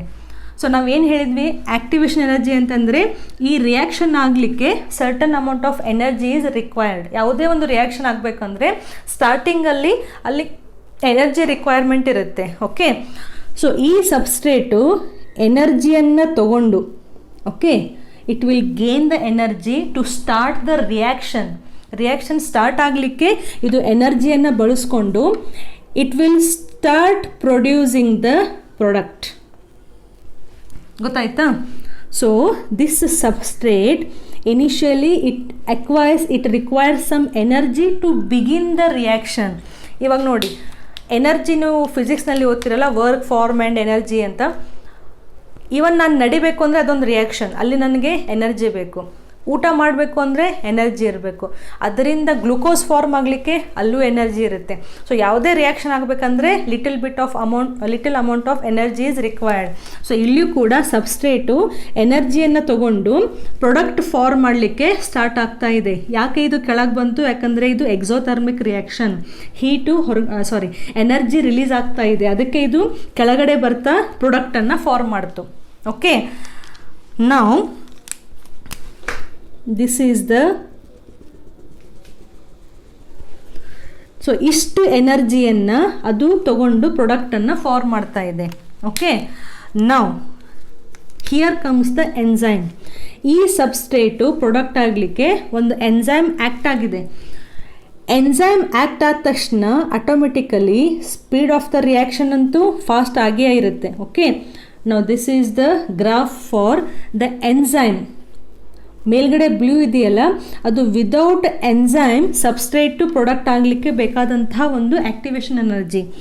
ಬ್ಲ್ಯಾಕ್ ಲೈನ್ ಇದೆಯಲ್ಲ, ಇದೇ ರಿಯಾಕ್ಷನಿಗೆ ಎನ್ಸೈಮು ಫಂಕ್ಷನ್ ಮಾಡಲಿಕ್ಕೆ ಸ್ಟಾರ್ಟ್ ಆಗಿದೆ. ನಾವು what is the difference here? That you have to understand. See, ಇಲ್ಲಿ 2 ಪಾಯಿಂಟ್ ನಿಮಗೆ ಸಿಗ್ತವೆ. ಸಬ್ಸ್ಟ್ರೇಟ್ ಎನರ್ಜಿಯಿಂದ ಈ ಫಾರ್ಮಿಗೆ, again from here to here. ಈ ಮೇಲ್ಗಡೆ ಅಂತಂದರೆ ಏನು? ಇದು ಟ್ರಾನ್ಸಿಷನಲ್ ಸ್ಟೇಟ್ ಇದ್ದಂಗೆ. Transitional state, what you mean by this transitional state? ನಾವು ಅವಾಗ ಎನ್ಸೈಮ್ ಪ್ಲಸ್ ಸಬ್ಸ್ಟ್ರೇಟ್ ಹೊಂದ್ಕೊಳ್ಳುತ್ತೆ ಅಂತ ಹೇಳಿದ್ವಲ್ಲ, ಟ್ರಾನ್ಸಿಷನ್, ಟೆಂಪ್ರರಿ ಸ್ಟೇಟ್ ಅಂತ ಹೇಳಿದ್ವಲ್ಲ, ಅದು ಟ್ರಾನ್ಸಿಷನ್ ಸ್ಟೇಟ್. ಸೊ ಎನ್ಸೈಮ್ ಇದ್ದಿದ್ದು ಸರ್ಟನ್ ಅಮೌಂಟ್ ಆಫ್ ಎನರ್ಜಿಯನ್ನು ಅದು ಹೀರ್ಕೊಂಡು ಸಬ್ಸ್ಟ್ರೇಟ್ ಮೇಲೆ ಆ್ಯಕ್ಟ್ ಆಗ್ಲಿಕ್ಕೆ ಶುರು ಆಯಿತು ಆ್ಯಂಡ್ ಎಂಡ್ ಪ್ರಾಡಕ್ಟ್ ಅದು ಫಾರ್ಮ್ ಮಾಡುತ್ತೆ. ಸೊ ಇಲ್ಲಿ ನೋಡಿ, ವಿದೌಟ್ ಎನ್ಸೈಮ್ ಆ್ಯಕ್ಟಿವೇಷನ್ ಎನರ್ಜಿ ಜಾಸ್ತಿ ರಿಕ್ವೈರ್ಮೆಂಟ್ ಇದೆ. But with enzyme you need only little bit of energy, activation energy. What does this mean? ಈ ಎರಡೂ ಗ್ರಾಫಿಕಲ್ ರಿಪ್ರೆಸೆಂಟೇಷನ್ಗೆ ಇದೇನಿದು activation energy. Okay, without the enzyme, without enzyme. What is this? Activation energy with enzyme. Okay, so ನಿಮ್ಮ ಪ್ರಕಾರ ಈ ಎರಡೂ ಗ್ರಾಫ್ನಲ್ಲಿ ಯಾವುದು ಜಾಸ್ತಿ ಎಫಿಷಿಯೆಂಟಾಗಿ ಕೆಲಸ ಮಾಡ್ತಾ ಇದೆ, ಯಾವ ಗ್ರಾಫ್ ಎಫಿಷಿಯೆಂಟಾಗಿ ಕೆಲಸ ಮಾಡ್ತಾ ಇದೆ? ಜಾಸ್ತಿ ಎನರ್ಜಿಯನ್ನು ತಗೊಂಡು ಪ್ರಾಡಕ್ಟ್ ಫಾರ್ಮ್ ಮಾಡೋದು ಅಥವಾ ಕಡಿಮೆ ಎನರ್ಜಿಯನ್ನು ತಗೊಂಡು ಕ್ವಿಕ್ಕಾಗಿ ಪ್ರಾಡಕ್ಟನ್ನು ಫಾರ್ಮ್ ಮಾಡೋದು? Obviously we need this type of reaction. ಯಾವುದು? ಬ್ಲ್ಯಾಕ್ ಲೈನಲ್ಲಿರೋದು ಸಬ್ಸ್ಟ್ರೇಟು ಕಡಿಮೆ ಎನರ್ಜಿಯನ್ನು ತಗೊಂಡು ಕ್ವಿಕ್ಕಾಗಿ ಪ್ರಾಡಕ್ಟನ್ನು ಫಾರ್ಮ್ ಮಾಡೋದು. ಯಾವಾಗ ಆಯ್ತಿದು? ಎನ್ಸೈಮ್ ಬಂದ ಮೇಲೆ. ಸೊ ರಿಯಾಕ್ಷನ್ನು ನಡೀತಾ ಇರುತ್ತೆ, ಓಕೆ, ಸ್ಪಾಂಟೇನಿಯಸ್ ಆಗಿ. ಬಟ್ ಯಾವಾಗ ಆ ರಿಯಾಕ್ಷನ್ ಮೇಲೆ ಎನ್ಸೈಮ್ ಆ್ಯಕ್ಟ್ ಆಯಿತು ಅಂತಂದರೆ ಸಬ್ಸ್ಟ್ರೇಟ್ ಒಂಥರ ಅಲರ್ಟ್ ಆಗಿಬಿಡುತ್ತೆ. ಅಲರ್ಟ್ ಆಗಿ ಕಡಿಮೆ ಒಂದು ಸ್ವಲ್ಪ ಎನರ್ಜಿನ ತೊಗೊಂಡು ಇಮಿಡಿಯೇಟಾಗಿ ಪ್ರಾಡಕ್ಟನ್ನು ಫಾರ್ಮ್ ಮಾಡಿಬಿಡುತ್ತೆ. So this V call it as a activation energy. The energy required to start a chemical reaction. ಇಲ್ಲಿಂದ ಕೆಮಿಕಲ್ ರಿಯಾಕ್ಷನ್ ಆಗಲಿಕ್ಕೆ ಸ್ಟಾರ್ಟ್ ಆಯಿತು, ಹೌದಾ? ಫಸ್ಟ್ ಇಷ್ಟು ಎನರ್ಜಿ ಬೇಕಾಯಿತು, ಆಮೇಲೆ ರಿಯಾಕ್ಷನ್ ಆಗಲಿಕ್ಕೆ ಸ್ಟಾರ್ಟ್ ಆಯಿತು, ಅಂದರೆ ಪ್ರಾಡಕ್ಟ್ ಫಾರ್ಮ್ ಆಗಲಿಕ್ಕೆ ಸ್ಟಾರ್ಟ್ ಆಯಿತು. ಸೊ ಜಾಸ್ತಿ ಎನರ್ಜಿಯನ್ನು ಇಟ್ಕೊಂಡು ಕಡಿಮೆ ಪ್ರಾಡಕ್ಟನ್ನು ಫಾರ್ಮ್ ಮಾಡೋಕ್ಕಿಂತ ಕಡಿಮೆ ಎನರ್ಜಿಯನ್ನು ಇಟ್ಕೊಂಡು ಜಾಸ್ತಿ ಪ್ರಾಡಕ್ಟನ್ನು ಫಾರ್ಮ್ ಮಾಡಿದರೆ that indicates the efficiency of an enzyme. ಅದಕ್ಕೆ ಆವಾಗಲೇ ಒಂದು ಎಕ್ಸಾಂಪಲ್ ತೊಗೊಂಡ್ವಲ್ಲ, carbon dioxide reacts with water to form carbonic acid 1 ಅವರಲ್ಲಿ 200 ಮಾಲಿಕ್ಯೂಲ್. ಬಟ್ ಎನ್ಸೈಮ್ ಇತ್ತು ಅಂದರೆ 1 ಸೆಕೆಂಡ್ನಲ್ಲಿ 6 lakh molecules of carbonic acid. So this graph indicates that when the enzyme starts to catalyze the reaction, when an enzyme starts to catalyze the biochemical reaction, the activation energy required is very, very less. The activation energy ishte, activation energy required is very, very less. So ಕಡಿಮೆ ಎನರ್ಜಿಯನ್ನು ತಗೊಂಡು reaction start ಆಗಿ ಜಾಸ್ತಿ ಪ್ರಾಡಕ್ಟನ್ನು form ಮಾಡುತ್ತೆ. So this is the concept of activation energy. I hope you got this graph point. Now next comes the factors affecting the enzyme activity. Okay, now what are these factors? So ಕೆಲವೊಂದು ಕಂಡೀಷನ್ಸಲ್ಲಿ enzymes ಬೇರೆ ಬೇರೆಯಾಗಿ work ಮಾಡ್ತವೆ. So ಅವು conditions ಯಾವ್ಯಾವು ಅಂತ study ಮಾಡೋಣ.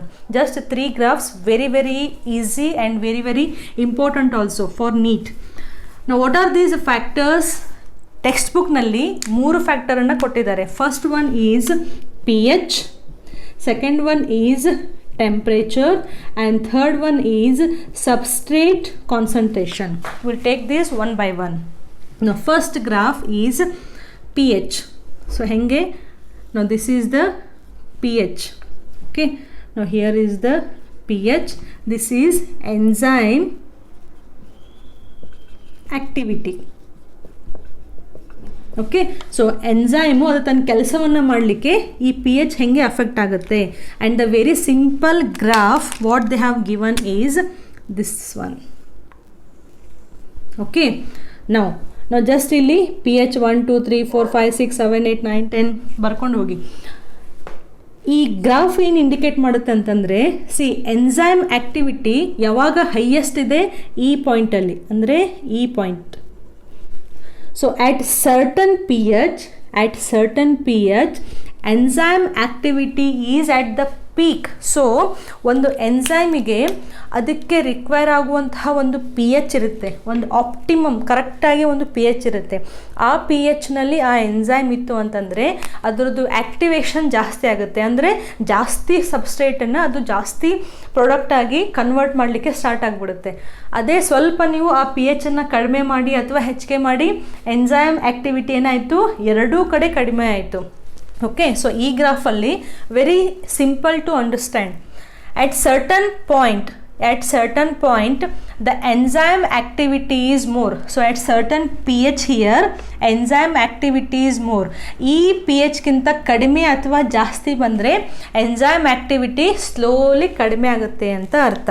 Okay, second graph ಇದೇ ಥರ. ನಾವು this is the second graph. Next ಏನಿದೆ ಇಲ್ಲಿ, ಟೆಂಪ್ರೇಚರ್ ಇದೆ. Okay, again here enzyme activity and they have given the same graph. ಹೌದಾ, same graph. So again at particular temperature the enzyme activity is more. Enzyme activity is more ಅಂತಂದರೆ ಜಾಸ್ತಿ enzymes active ಸೈಟಿಗೆ bind ಆಗಿ ಪ್ರಾಡಕ್ಟಾಗಿ form ಆಗ್ತಾ ಇದ್ದಾವೆ ಅಂತ ಅರ್ಥ. Okay, ಇಲ್ಲಿಯೂ ಕೂಡ ಎಂಜೈಮ್ಸಿಗೆ ಒಂದೊಂದು ಎಂಜೈಮ್ಸಿಗೆ ಒಂದೊಂದು ಅದರದ್ದೇ ಆದಂತಹ pH ಮತ್ತು ಟೆಂಪ್ರೇಚರ್ ಇರುತ್ತೆ. So just there is one example, enzyme A ಇದೆ ಅಂತ ಅರ್ಥ ಮಾಡ್ಕೊಳ್ಳಿ. ಸೊ ಆ ಎಂಜೈಮ್ ಎ ಸಬ್ಸ್ಟ್ರೇಟನ್ನು ಪ್ರಾಡಕ್ಟಾಗಿ ಫಾರ್ಮ್ ಮಾಡಬೇಕಂತಂದರೆ ಅದಕ್ಕೆ ಒಂದು ಪರ್ಟಿಕ್ಯುಲರ್ ಆಗಿ ಒಂದು ಟೆಂಪ್ರೇಚರ್ ಬೇಕು. ಆ ಟೆಂಪ್ರೇಚರ್ ಕಡಿಮೆನೂ ಆಗೋಂಗಿಲ್ಲ, ಜಾಸ್ತಿನೂ ಆಗೋಂಗಿಲ್ಲ. ಕಡಿಮೆ ಮತ್ತು ಜಾಸ್ತಿ ಆದರೆ ಏನಾಗುತ್ತೆ? ಜಸ್ಟ್ ಅ ಕ್ವಶನ್, ಥಿಂಕ್ ಮಾಡಿ. ಒಂದು ಎಂಜೈಮ್ ಇದೆ ಎ ಅಂತ ಹೇಳಿದೆ. ಸೊ ಆ ಎ ಎಂಜೈಮ್ಗೆ ಇಲ್ಲಿ ಕಡಿಮೆ ಟೆಂಪ್ರೇಚರ್, ಮೈನಸ್ ಟೆಂಪ್ರೇಚರ್ ಏನಾದರೂ ಇತ್ತು ಅಂತಂದರೆ this enzyme become inactive. Okay, just ನೆನ್ಪಿಟ್ಕೊಳ್ಳಿ. ನೆಕ್ಸ್ಟ್, ಟೆಂಪ್ರೇಚರ್ ಏನಾದರೂ ಜಾಸ್ತಿ ಆಯಿತು ಅಂತಂದರೆ it is called as denature of proteins ಅಂತ ಕರೀತಾರೆ, ಅಥವಾ ಡಿನೇಚರ್ ಆಫ್ ಎಂಜೈಮ್ಸ್ ಅಂತ ಕರೀತಾರೆ. ಎಂಜೈಮ್ಸ್ ಅಂದರೆ ಅಲ್ಟಿಮೇಟ್ಲಿ ಅವು ಪ್ರೋಟೀನ್ಸೇ, ಅದು ಬಿಟ್ಬಿಡಿ. Now what do you mean by this statement here? Very very important. ಇವಾಗ ಸಾಧಾರಣವಾಗಿ ಎಲ್ಲರ ಮನೆಯಲ್ಲೂ ರೆಫ್ರಿಜರೇಟರ್ ಇರುತ್ತೆ. ರೆಫ್ರಿಜರೇಟರ್ ಅಂತಂದರೆ ಟೆಂಪ್ರೇಚರ್ ಯೂಶ್ವಲಿ ಎಷ್ಟಿರುತ್ತೆ ಅಲ್ಲಿ? ಮೈನಸಲ್ಲಿ, ಕಡಿಮೆ ಟೆಂಪ್ರೇಚರ್ ಇರುತ್ತೆ. ಯಾಕೆ ನಾವು ಒಂದು ಅಡುಗೆಯನ್ನು ಅಥವಾ ಯಾವುದೋ ಒಂದು ಫ್ರೂಟ್ಸನ್ನು, ವೆಜಿಟೇಬಲ್ಸನ್ನು ಯಾಕೆ ಅದನ್ನು ನಾವು ಫ್ರಿಜ್ಜಲ್ಲಿ ಸ್ಟೋರ್ ಮಾಡ್ತೀವಿ? ಯಾಕೆ ಅದನ್ನ ಫ್ರಿಜ್ಜಲ್ಲಿ ಸ್ಟೋರ್ ಮಾಡಿದ ಮೇಲೆ ಅದು ಕೆಡೋದಿಲ್ಲ ಅಂತ?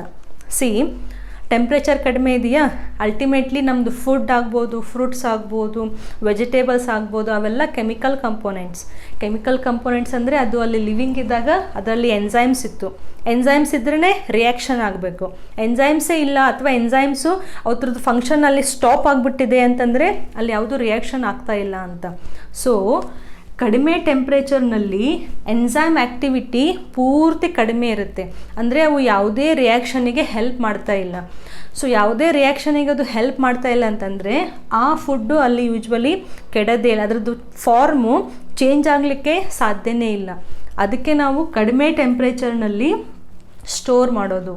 ಓಕೆ, ಅದೇ ಇವಾಗ ಜಾಸ್ತಿ ಟೆಂಪ್ರೇಚರ್ ಕೊಡ್ತಾ ಹೋಗಿ ಯಾವುದಾದ್ರೂ ಒಂದು ಫುಡ್ಡನ್ನು ಅಥವಾ ಅದಕ್ಕೆ ಫ್ರೂಟ್ಸು ವೆಜಿಟೇಬಲ್ಸು ಮತ್ತು ಇವೇನು ಕಾಳು ಇರ್ತಾವಲ್ಲ, ಬೇಳೆ ಕಾಳುಗಳಿರ್ತಾವಲ್ಲ, ಅವನ್ನ ಜಾಸ್ತಿ ಬಿಸಿ ಮಾಡಬಾರ್ದು. ಯಾಕೆ ಬಿಸಿ ಮಾಡಬಾರ್ದು? ಅದರಲ್ಲಿರುವಂತಹ ಎಲ್ಲ ಎಂಜೈಮ್ಸದ್ದು ಆ ಎಂಜೈಮ್ ಸ್ಟ್ರಕ್ಚರೇ ಕೆಟ್ಟು ಹೋಗ್ಬಿಡುತ್ತೆ. ಹೇಗೆ ಕೆಟ್ಟು ಹೋಗುತ್ತೆ? ಸಿ, ಎಂಜೈಮ್ ಅಂದರೆ ಏನು? ಪ್ರೋಟೀನ್. ಪ್ರೋಟೀನ್ ಅಂದರೆ ಏನು? Tertiary structure. ಟರ್ಷರಿ ಸ್ಟ್ರಕ್ಚರ್ ಅಂದರೆ hydrogen bonds, disulphide bond, peptide bond. Okay, ನಾವು ಹೀಟ್ ಮಾಡ್ದಂಗೆ ಅವೆಲ್ಲ ಬಾಂಡ್ ಬ್ರೇಕ್ ಆಗ್ತಾ ಹೋಗ್ಬಿಡ್ತವೆ. ಸೊ ಬಾಂಡ್ ಬ್ರೇಕ್ ಆಗ್ತಾ ಹೋಯಿತು ಅಂದರೆ ಟರ್ಷರಿ ಸ್ಟ್ರಕ್ಚರಲ್ಲಿ ಡಿಸ್ಟ್ರಾಯ್ ಆಗಿಬಿಡುತ್ತೆ. ಟರ್ಷರಿ ಸ್ಟ್ರಕ್ಚರ್ ಡಿಸ್ಟ್ರಾಯ್ ಆಯಿತು ಅಂತಂದರೆ ಎಂಜೈಮ್ ಆ್ಯಕ್ಟಿವ್ ಆಗಲಿಕ್ಕೆ ಸಾಧ್ಯನೇ ಇಲ್ಲ. ಎಂಜೈಮ್ ಅದು ತನ್ನ ಕೆಲಸವನ್ನು ಸ್ಟಾರ್ಟ್ ಮಾಡಲಿಕ್ಕೆ ಸಾಧ್ಯನೇ ಇಲ್ಲ. So pH and temperature just graph ಹಾಕಿ ಓದಿ ಬಿಟ್ಬಿಡೋದಲ್ಲ, ನಮ್ಮ ಡೈಲಿ ಲೈಫಲ್ಲೂ ಕೂಡ ಇದು ಅಪ್ಲೈ ಆಗುತ್ತೆ. ಅದಕ್ಕೆ ಒಂದು ಟೆಂಪ್ರೇಚರ್, ಕರೆಕ್ಟಾದಂತಹ ಟೆಂಪ್ರೇಚರ್ ಇದ್ದಾಗ ಮಾತ್ರ, ಕರೆಕ್ಟಾದಂತಹ pH ಇದ್ದಾಗ ಮಾತ್ರ ಎಂಜೈಮ್ಸು ಕರೆಕ್ಟಾಗಿ ಫಂಕ್ಷನ್ ಮಾಡ್ತಾ ಇದ್ದಾವೆ, ನಮ್ಮ ಬಾಡಿ ಕೂಡ ಕರೆಕ್ಟಾಗಿ ಫಂಕ್ಷನ್ ಮಾಡ್ತಾ ಇದೆ ಅಂತ ಅರ್ಥ. ಸ್ವಲ್ಪ ನಮಗೆ ಜ್ವರ ಬರಲಿ ಅಥವಾ ಸ್ವಲ್ಪ ಫ್ರಿಜ್ಜಲ್ಲಿರೋದು ಇಮ್ಮಿಡಿಯೇಟಾಗಿ ತಿಂದ್ಬಿಡಿ, ಬಾಡಿ ಅದರದ್ದು ಫುಲ್ ಫಂಕ್ಷನಿಂಗ್ ಸ್ವಲ್ಪ ಹೆಚ್ಚು ಕಡಿಮೆ ಆಗುತ್ತೆ. ಯಾಕೆ? ಅಲ್ಲಿ ಅಲ್ಟಿಮೇಟ್ಲಿ ಎಂಜೈಮ್ ಆ್ಯಕ್ಟಿವಿಟಿಯನ್ನು ನಾವು ಡಿಸ್ಟರ್ಬ್ ಮಾಡ್ತಾ ಇದ್ದೀವಿ ಅಂತ. So at one particular optimum temperature the enzyme activity is more. ಕಡಿಮೆ ಆಯಿತು ಅಂದರೆ ಎಂಜೈಮ್ಸ್ ಇನ್ಆ್ಯಕ್ಟಿವ್ ಆಗ್ತವೆ, ಜಾಸ್ತಿ ಆಯಿತು ಅಂತಂದರೆ ಡಿನೇಚರ್ ಆಫ್ ದ ಪ್ರೋಟೀನ್ಸ್ ಅಥವಾ ಡಿನೇಚರ್ ಆಫ್ ದ ಎಂಜೈಮ್ಸ್ ಆಗಿಬಿಡುತ್ತೆ. Third one, substrate concentration. This is again very very important graph. Okay, now here comes the substrate concentration. Okay, ಇಲ್ಲಿ ಎಂಜೈಮ್ ಆ್ಯಕ್ಟಿವಿಟಿ ಸೇಮ್. ಸೊ ಎಷ್ಟು substrate ಇದ್ದರೆ ಎಷ್ಟು enzymes ಪ್ರಾಡಕ್ಟನ್ನು form ಮಾಡ್ತಾ ಇದ್ದಾವೆ. ಇಲ್ಲಿಯೂ ಕೂಡ ಗ್ರಾಫನ್ನು ತೊಗೊಂಡ್ರೆ ಇದೆರಡು ಹಿಂಗಿದೆ ಅಂತ ಇಲ್ಲೂ ಸೇಮ್ ಡ್ರಾ ಮಾಡೋಕ್ಕೆ ಹೋಗಬೇಡಿ. ಈ ಗ್ರಾಫ್ ಹೆಂಗಿದೆ ಅಂತಂದರೆ ಈ ರೀತಿ ಇದೆ. ಇದು ಯಾಕೆ ಈ ರೀತಿ ಇದೆ ಅಂತ ಹೇಳ್ತೀನಿ ನಾನು. ಸೊ ಜಸ್ಟ್ ಇಮ್ಯಾಜಿನ್, ನಿಮ್ಮ ಹತ್ರ 10 ಎಂಜೈಮ್ಸ್ ಇದ್ದಾವೆ. ಓಕೆ, ಯು ಹ್ಯಾವ್ 10 ಎಂಜೈಮ್ಸ್ ಅಂದರೆ 10 ಆ್ಯಕ್ಟಿವ್ ಸೈಟ್ ಇದ್ದಾವೆ ಅಂತ ಅರ್ಥ. ಜಸ್ಟ್ ಒಂದೊಂದು ಎಂಜೈಮ್ಗೆ ಒಂದೊಂದು ಆ್ಯಕ್ಟಿವ್ ಸೈಟ್ ಇದೆ ಅಂತ ಇಮ್ಯಾಜಿನ್ ಮಾಡಿದರೆ, ಇವಾಗ ನೀವು ಒಂದು 2 ಮಾಲಿಕ್ಯೂಲ್ಸ್ ಆಫ್ ಸಬ್ಸ್ಟ್ರೇಟನ್ನು ಹಾಕಿದ್ದೀರಾ. 2 ಮಾಲಿಕ್ಯೂಲ್ಸ್ ಆಫ್ ಸಬ್ಸ್ಟ್ರೇಟನ್ನು ಹಾಕಿದ್ದೀರಾ. ಓಕೆ, ಈ ಔಟ್ ಆಫ್ 10 2 ಸಬ್ಸ್ಟ್ರೇಟು 2 ಎಂಜೈಮ್ಸಿಗೆ ಹೋಗಿ ಅವು 2 ಪ್ರಾಡಕ್ಟನ್ನು ಫಾರ್ಮ್ ಮಾಡ್ತಾ ಇದ್ದಾವೆ ಅಂತ ತಿಳ್ಕೊಳ್ಳಿ. Okay, next you have put 4 substrate. So 10 ಎಂಜೈಮ್ಸಲ್ಲಿ 10 ಆ್ಯಕ್ಟಿವ್ ಸೈಟ್ಸಲ್ಲಿ 4 ಎಂಜೈಮ್ಸು ಬ್ಯುಸಿ ಆಗಿದ್ದಾವೆ and they will form 4 products. Okay, ನಾವು go on increasing the substrate. 4ಇಂದ ನೀವು ಒಂದು 8 ಸಬ್ಸ್ಟ್ರೇಟ್ ಹಾಕಿದ್ದೀರಾ. ಸೊ 10ನಲ್ಲಿ 8 ಎಂಜೈಮ್ ಆ್ಯಕ್ಟಿವ್ ಆಗಿ ಕೆಲಸ ಮಾಡಿ ಅವು 8 ಪ್ರಾಡಕ್ಟನ್ನು ಫಾರ್ಮ್ ಮಾಡಿದ್ದಾವೆ. Next you have put 10 molecules of substrate. So ಎಲ್ಲ 10 ಸಬ್ಸ್ಟ್ರೇಟ್ ಮಾಲಿಕ್ಯೂಲ್ಸು 10 ಎಲ್ಲ ಎಂಜೈಮ್ಸ್ ಜೊತೆ ಅವು ರಿಯಾಕ್ಟ್ ಆಗಿ ಕಾಂಪ್ಲೆಕ್ಸನ್ನು ಫಾರ್ಮ್ ಮಾಡಿ they will form 10 products.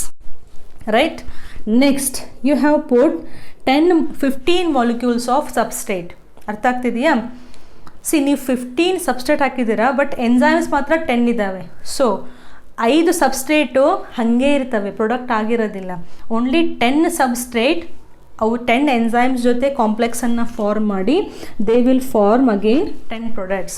5 substrate ಅವು ಸಬ್ಸ್ಟ್ರೇಟ್ ಆಗಿ ಉಳಿದ್ಬಿಡ್ತವೆ. Next you have put 20 substrate. So 20 ಮಾಲಿಕ್ಯೂಲ್ಸನ್ನು ಹಾಕಿದ್ದೀರಾ, but you have only 10 active sites. So only 10 products are formed. So ಏನಾಗ್ತಾ ಇದೆ ಇಲ್ಲಿ? ಕಾನ್ಸಂಟ್ರೇಟ್ ಸಬ್ಸ್ಟ್ರೇಟನ್ನು ನೀವು ಜಾಸ್ತಿ ಮಾಡ್ತಾ ಹೋಗ್ತಾ ಇದ್ದೀರಾ, ಸಬ್ಸ್ಟ್ರೇಟನ್ನು ಜಾಸ್ತಿ ಮಾಡ್ತಾ ಹೋಗ್ತಾ ಇದ್ದೀರಾ. ಒಂದು ಪಾಯಿಂಟ್ವರೆಗೂ ಪ್ರಾಡಕ್ಟು ಜಾಸ್ತಿ ಆಯ್ತಾ ಹೋಗ್ತು, but at certain point product ಒಂದೇ ಒಂದು ಕಾನ್ಸ್ಟಂಟ್ ಆಗಿ ಉಳಿದ್ಬಿಡ್ತು. ಯಾಕೆ? ಅಲ್ಲಿ ಎಂಜೈಮ್ ಕಾನ್ಸಂಟ್ರೇಷನ್ನೇ ಅಷ್ಟಿದೆ, ಎಂಜೈಮ್ ಅಂದರೆ ಆ್ಯಕ್ಟಿವ್ ಸೈಟೇ ಅಷ್ಟಿದ್ದಾವೆ. ಸೊ ಯಾಕೆ ಈ ಗ್ರಾಫ್ ಈ ರೀತಿ ಬರಲಿಲ್ಲ? ಇಲ್ಲಿ ಸಬ್ಸ್ಟ್ರೇಟ್ ಇದೆ, ಇಲ್ಲಿ ಎಂಜೈಮ್ ಆ್ಯಕ್ಟಿವಿಟಿ ಅಂದರೆ ಪ್ರಾಡಕ್ಟ್ ಇದೆ ಅಂತಲೇ ಇಮ್ಯಾಜಿನ್ ಮಾಡಿ. ಸೊ ನೀವು ಸಬ್ಸ್ಟ್ರೇಟ್ ಇನ್ಕ್ರೀಸ್ ಮಾಡ್ದಂಗೆ ಪ್ರಾಡಕ್ಟು ಇನ್ಕ್ರೀಸ್ ಆಗ್ತಾ ಇದೆ, ಹೌದಾ? ಸಬ್ಸ್ಟ್ರೇಟ್ ಇನ್ಕ್ರೀಸ್ ಮಾಡ್ದಂಗೆ ಪ್ರಾಡಕ್ಟು ಇನ್ಕ್ರೀಸ್ ಆಗ್ತಾ ಇದೆ ಇಲ್ಲಿವರೆಗೂ, ಸರಿನಾ? ಬಟ್ ಆ್ಯಟ್ ಸರ್ಟನ್ ಪಾಯಿಂಟ್ ನೀವು ಸಬ್ಸ್ಟ್ರೇಟ್ ಇನ್ಕ್ರೀಸ್ ಮಾಡ್ದಂಗೆಲ್ಲ ಪ್ರಾಡಕ್ಟು ಕಾನ್ಸ್ಟಂಟಾಗಿ ಉಳಿದಿದೆ. See here, product is constant. That's why the graph has taken this position ಅಥವಾ ದಿಸ್ ಪ್ಲೇಸ್ ಅಥವಾ this type of graph.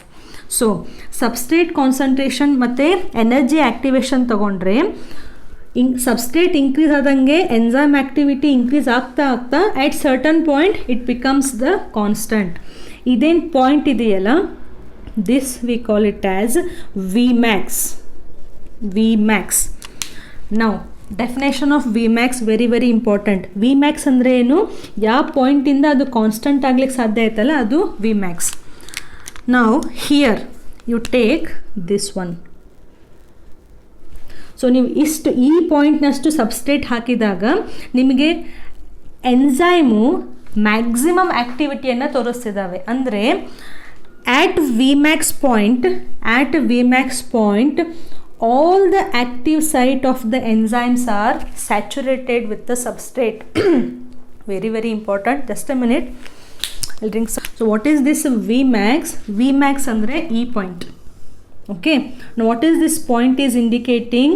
10 substrate idave. Okay, 10 enzymes ಇದ್ದಾವೆ. ಅಂದರೆ ಎಂಜೈಮ್ ಕಾನ್ಸಂಟ್ರೇಷನ್ನು ಮತ್ತು substrate concentration ಇಲ್ಲಿ almost same ಆಯಿತು. In other words, ಈ ಎಂಜೈಮ್ಸ್ನಲ್ಲಿ ಇಷ್ಟು concentration ಇರುವಂತಹ ಎಂಜೈಮ್ಸ್ನಲ್ಲಿ ಎಲ್ಲ ಆ್ಯಕ್ಟಿವ್ ಸೈಟ್ಸಿಗೂ ಸಬ್ಸ್ಟ್ರೇಟ್ ಬಂದು ಅಟ್ಯಾಚ್ ಆಗಿಬಿಟ್ಟಿದ್ದಾವೆ. ನೀವು ಜಾಸ್ತಿ ಸಬ್ಸ್ಟ್ರೇಟ್ ಹಾಕಿದರೆ ಆ ಜಾಸ್ತಿ ಇರೋ ಸಬ್ಸ್ಟ್ರೇಟಿಗೆ ಅಟ್ಯಾಚ್ ಆಗಲಿಕ್ಕೆ ಅಲ್ಲಿ ಆ್ಯಕ್ಟಿವ್ ಸೈಟೇ ಉಳಿದಿಲ್ಲ. ಎಲ್ಲ ಆ್ಯಕ್ಟಿವ್ ಸೈಟು ಎಂಜೈಮ್ಸ್ ಮೇಲೆ ಅಕ್ಯುಪೈ ಆಗಿಬಿಟ್ಟಿದ್ದಾವೆ already. So that point V call it as the V max. So V max it is the point where all the active sites are saturated with the substrate. ಅಂದರೆ they have formed the enzyme substrate complex. ಈ point enzyme ಮತ್ತು ಸಬ್ಸ್ಟ್ರೇಟನ್ನು form ಮಾಡಿಬಿಟ್ಟಿದ್ದಾವೆ. ಮುಂದೆ ಒಂದು active ಸೈಟೇ ಇಲ್ಲ. So active ಸೈಟೇ ಇಲ್ಲ ಅಂದರೆ ಸಬ್ಸ್ಟ್ರೇಟಲ್ಲಿ ಅಟ್ಯಾಚೇ ಆಗಲ್ಲ. Substrate ಎಂಜೈಮ್ಗೆ attach ಆಗಲಿಲ್ಲ ಅಂತಂದರೆ ಅಲ್ಲಿ ಪ್ರಾಡಕ್ಟೇ ಫಾರ್ಮ್ ಆಗೋದಿಲ್ಲ. So this point V call it as V max. ನಾವು ಇದೇನೊಂದು ಫುಲ್ ವಿ ಮ್ಯಾಕ್ಸ್ ಇದೆಯಲ್ಲ, ಇದರದ್ದು ಹಾಫ್ ತಗೊಳ್ಳಿ, ಇದರದ್ದು ಹಾಫ್. ಓಕೆ, ಅಂದರೆ ಹಾಫ್ ಆಫ್ ವಿ ಮ್ಯಾಕ್ಸ್. ನಾವು this is enzyme activity. Okay, ನಾವು what we have return here, half of the V max. So half of the V ಮ್ಯಾಕ್ಸಿಗೆ substrate concentration ಎಷ್ಟಿದೆ ನೋಡಿ, half of the Vmaxಗೆ substrate concentration is here. This is called as Km. Very very very very important for exam. What is Km? ಏನು ಮಾಡಿದ್ವಿ, first ನಾವು Vmaxನ್ನು ಕಂಡುಹಿಡಿದ್ವಿ. Okay, Vmax ಅಂದರೆ total ಇಷ್ಟು energy. Okay, ಎಲ್ಲ active sites engage ಆಗಿಬಿಟ್ಟಿದ್ದಾವೆ. ಇಷ್ಟು substrate ಕಾನ್ಸಂಟ್ರೇಷನ್ನಿಗೆ ಎಲ್ಲ active site close ಆಗಿಬಿಡುತ್ತು. ನಮಗೆ product form ಆಗಲಿಕ್ಕೆ ಅಲ್ಲಿ ಸೈಟ್ಸೇ ಇಲ್ಲ. ಈ Vmaxದ್ದು ಹಾಫ್ ತೊಗೊಳ್ಳಿ, ಎಂಜೈಮ್ ಆ್ಯಕ್ಟಿವಿಟಿ. ಸೊ ಆ ಹಾಫ್ Vmaxಯಿಂದ ನಮಗೆ ಎಷ್ಟು ಸಬ್ಸ್ಟ್ರೇಟ್ ಕಾನ್ಸಂಟ್ರೇಷನ್ ಸಿಗುತ್ತಲ್ಲ, ಎಷ್ಟು ಅಮೌಂಟ್ ಆಫ್ ಇಲ್ಲಿ ಸಬ್ಸ್ಟ್ರೇಟ್ ಇದೆಯಲ್ಲ, ಇದನ್ನು Km ಅಂತ ಕರೀತಾರೆ. What do you mean by Km? Km is nothing but Michaelis Menten constant. Text ಬುಕ್ಕಲ್ಲಿದೆ, ಪ್ಲೀಸ್ ಇದೇನೂ ಬರಲ್ಲ ಬಿಡು ಅಂತ ಸ್ಕಿಪ್ ಮಾಡಿ ಓದಬೇಡಿ.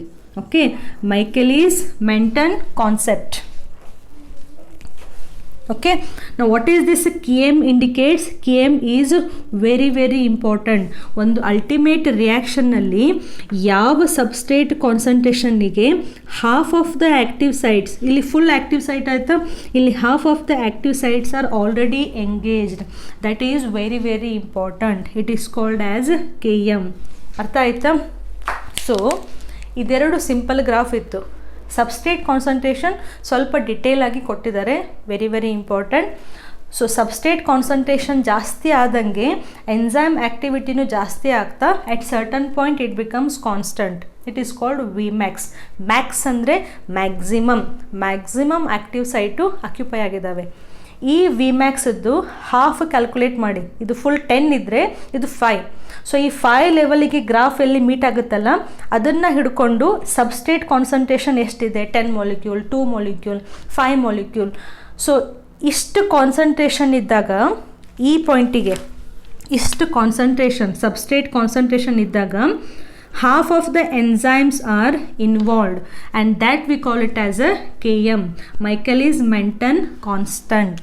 Okay, so this is very very important. The factors affecting the enzyme activity, very important concept, right? Now next we will take the enzyme inhibitors. Enzyme inhibitors. Okay, now inhibition ಅಂತಂದ್ರೇನು, stop ಮಾಡೋದು ಅಂತ ಅರ್ಥ. So ಇಷ್ಟು ಸ್ಪೀಡಲ್ಲಿ enzymes full ರಿಯಾಕ್ಷನನ್ನು carry out ಮಾಡ್ತಾ ಇದ್ದಾವಲ್ಲ, ಕೆಲವೊಂದು chemicals ಇದ್ದಾವೆ, ಅವು ಏನು ಮಾಡ್ತವೆ, ಈ ಎಂಜೈಮ್ ಆ್ಯಕ್ಷನನ್ನು ಫುಲ್ ಹಿಂಗೆ ಇನ್ಹಿಬಿಟ್ ಮಾಡಿಬಿಡ್ತವೆ, ಕಟ್ ಮಾಡಿಬಿಡ್ತಾ ಇದ್ದಾವೆ. So those chemicals V call it as a enzyme inhibitors. So what these enzyme inhibitors are doing, they will destroy, okay, or they will change the active site. So enzyme ಮೇಲೆ active ಸೈಟೇ ಇಲ್ಲ ಅಂತಂದರೆ ಸಬ್ಸ್ಟ್ರೇಟಲ್ಲಿ join ಆಗಲ್ಲ. So ಸಬ್ಸ್ಟ್ರೇಟು ಎಂಜೈಮ್ಗೆ join ಆಗಲಿಲ್ಲ ಅಂತಂದರೆ ಅಲ್ಲಿ ಪ್ರಾಡಕ್ಟೇ form ಆಗೋದಿಲ್ಲ. So just a simple concept. So the chemicals or the substances which destroy the active site, or they can change the active site so that the substrate will not come and fit into the enzyme. We have two types of enzyme inhibitors. The first one is competitive inhibitors.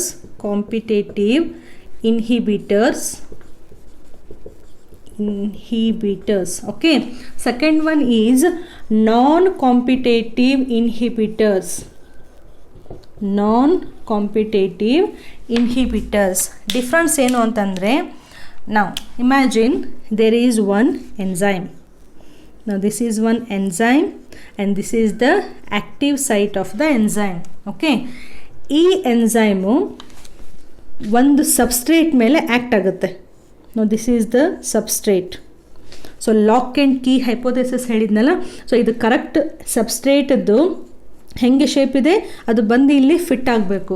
Okay, but there is one more chemical which has almost the same structure as that of the active site, but it ultimately differs from the actual substrate.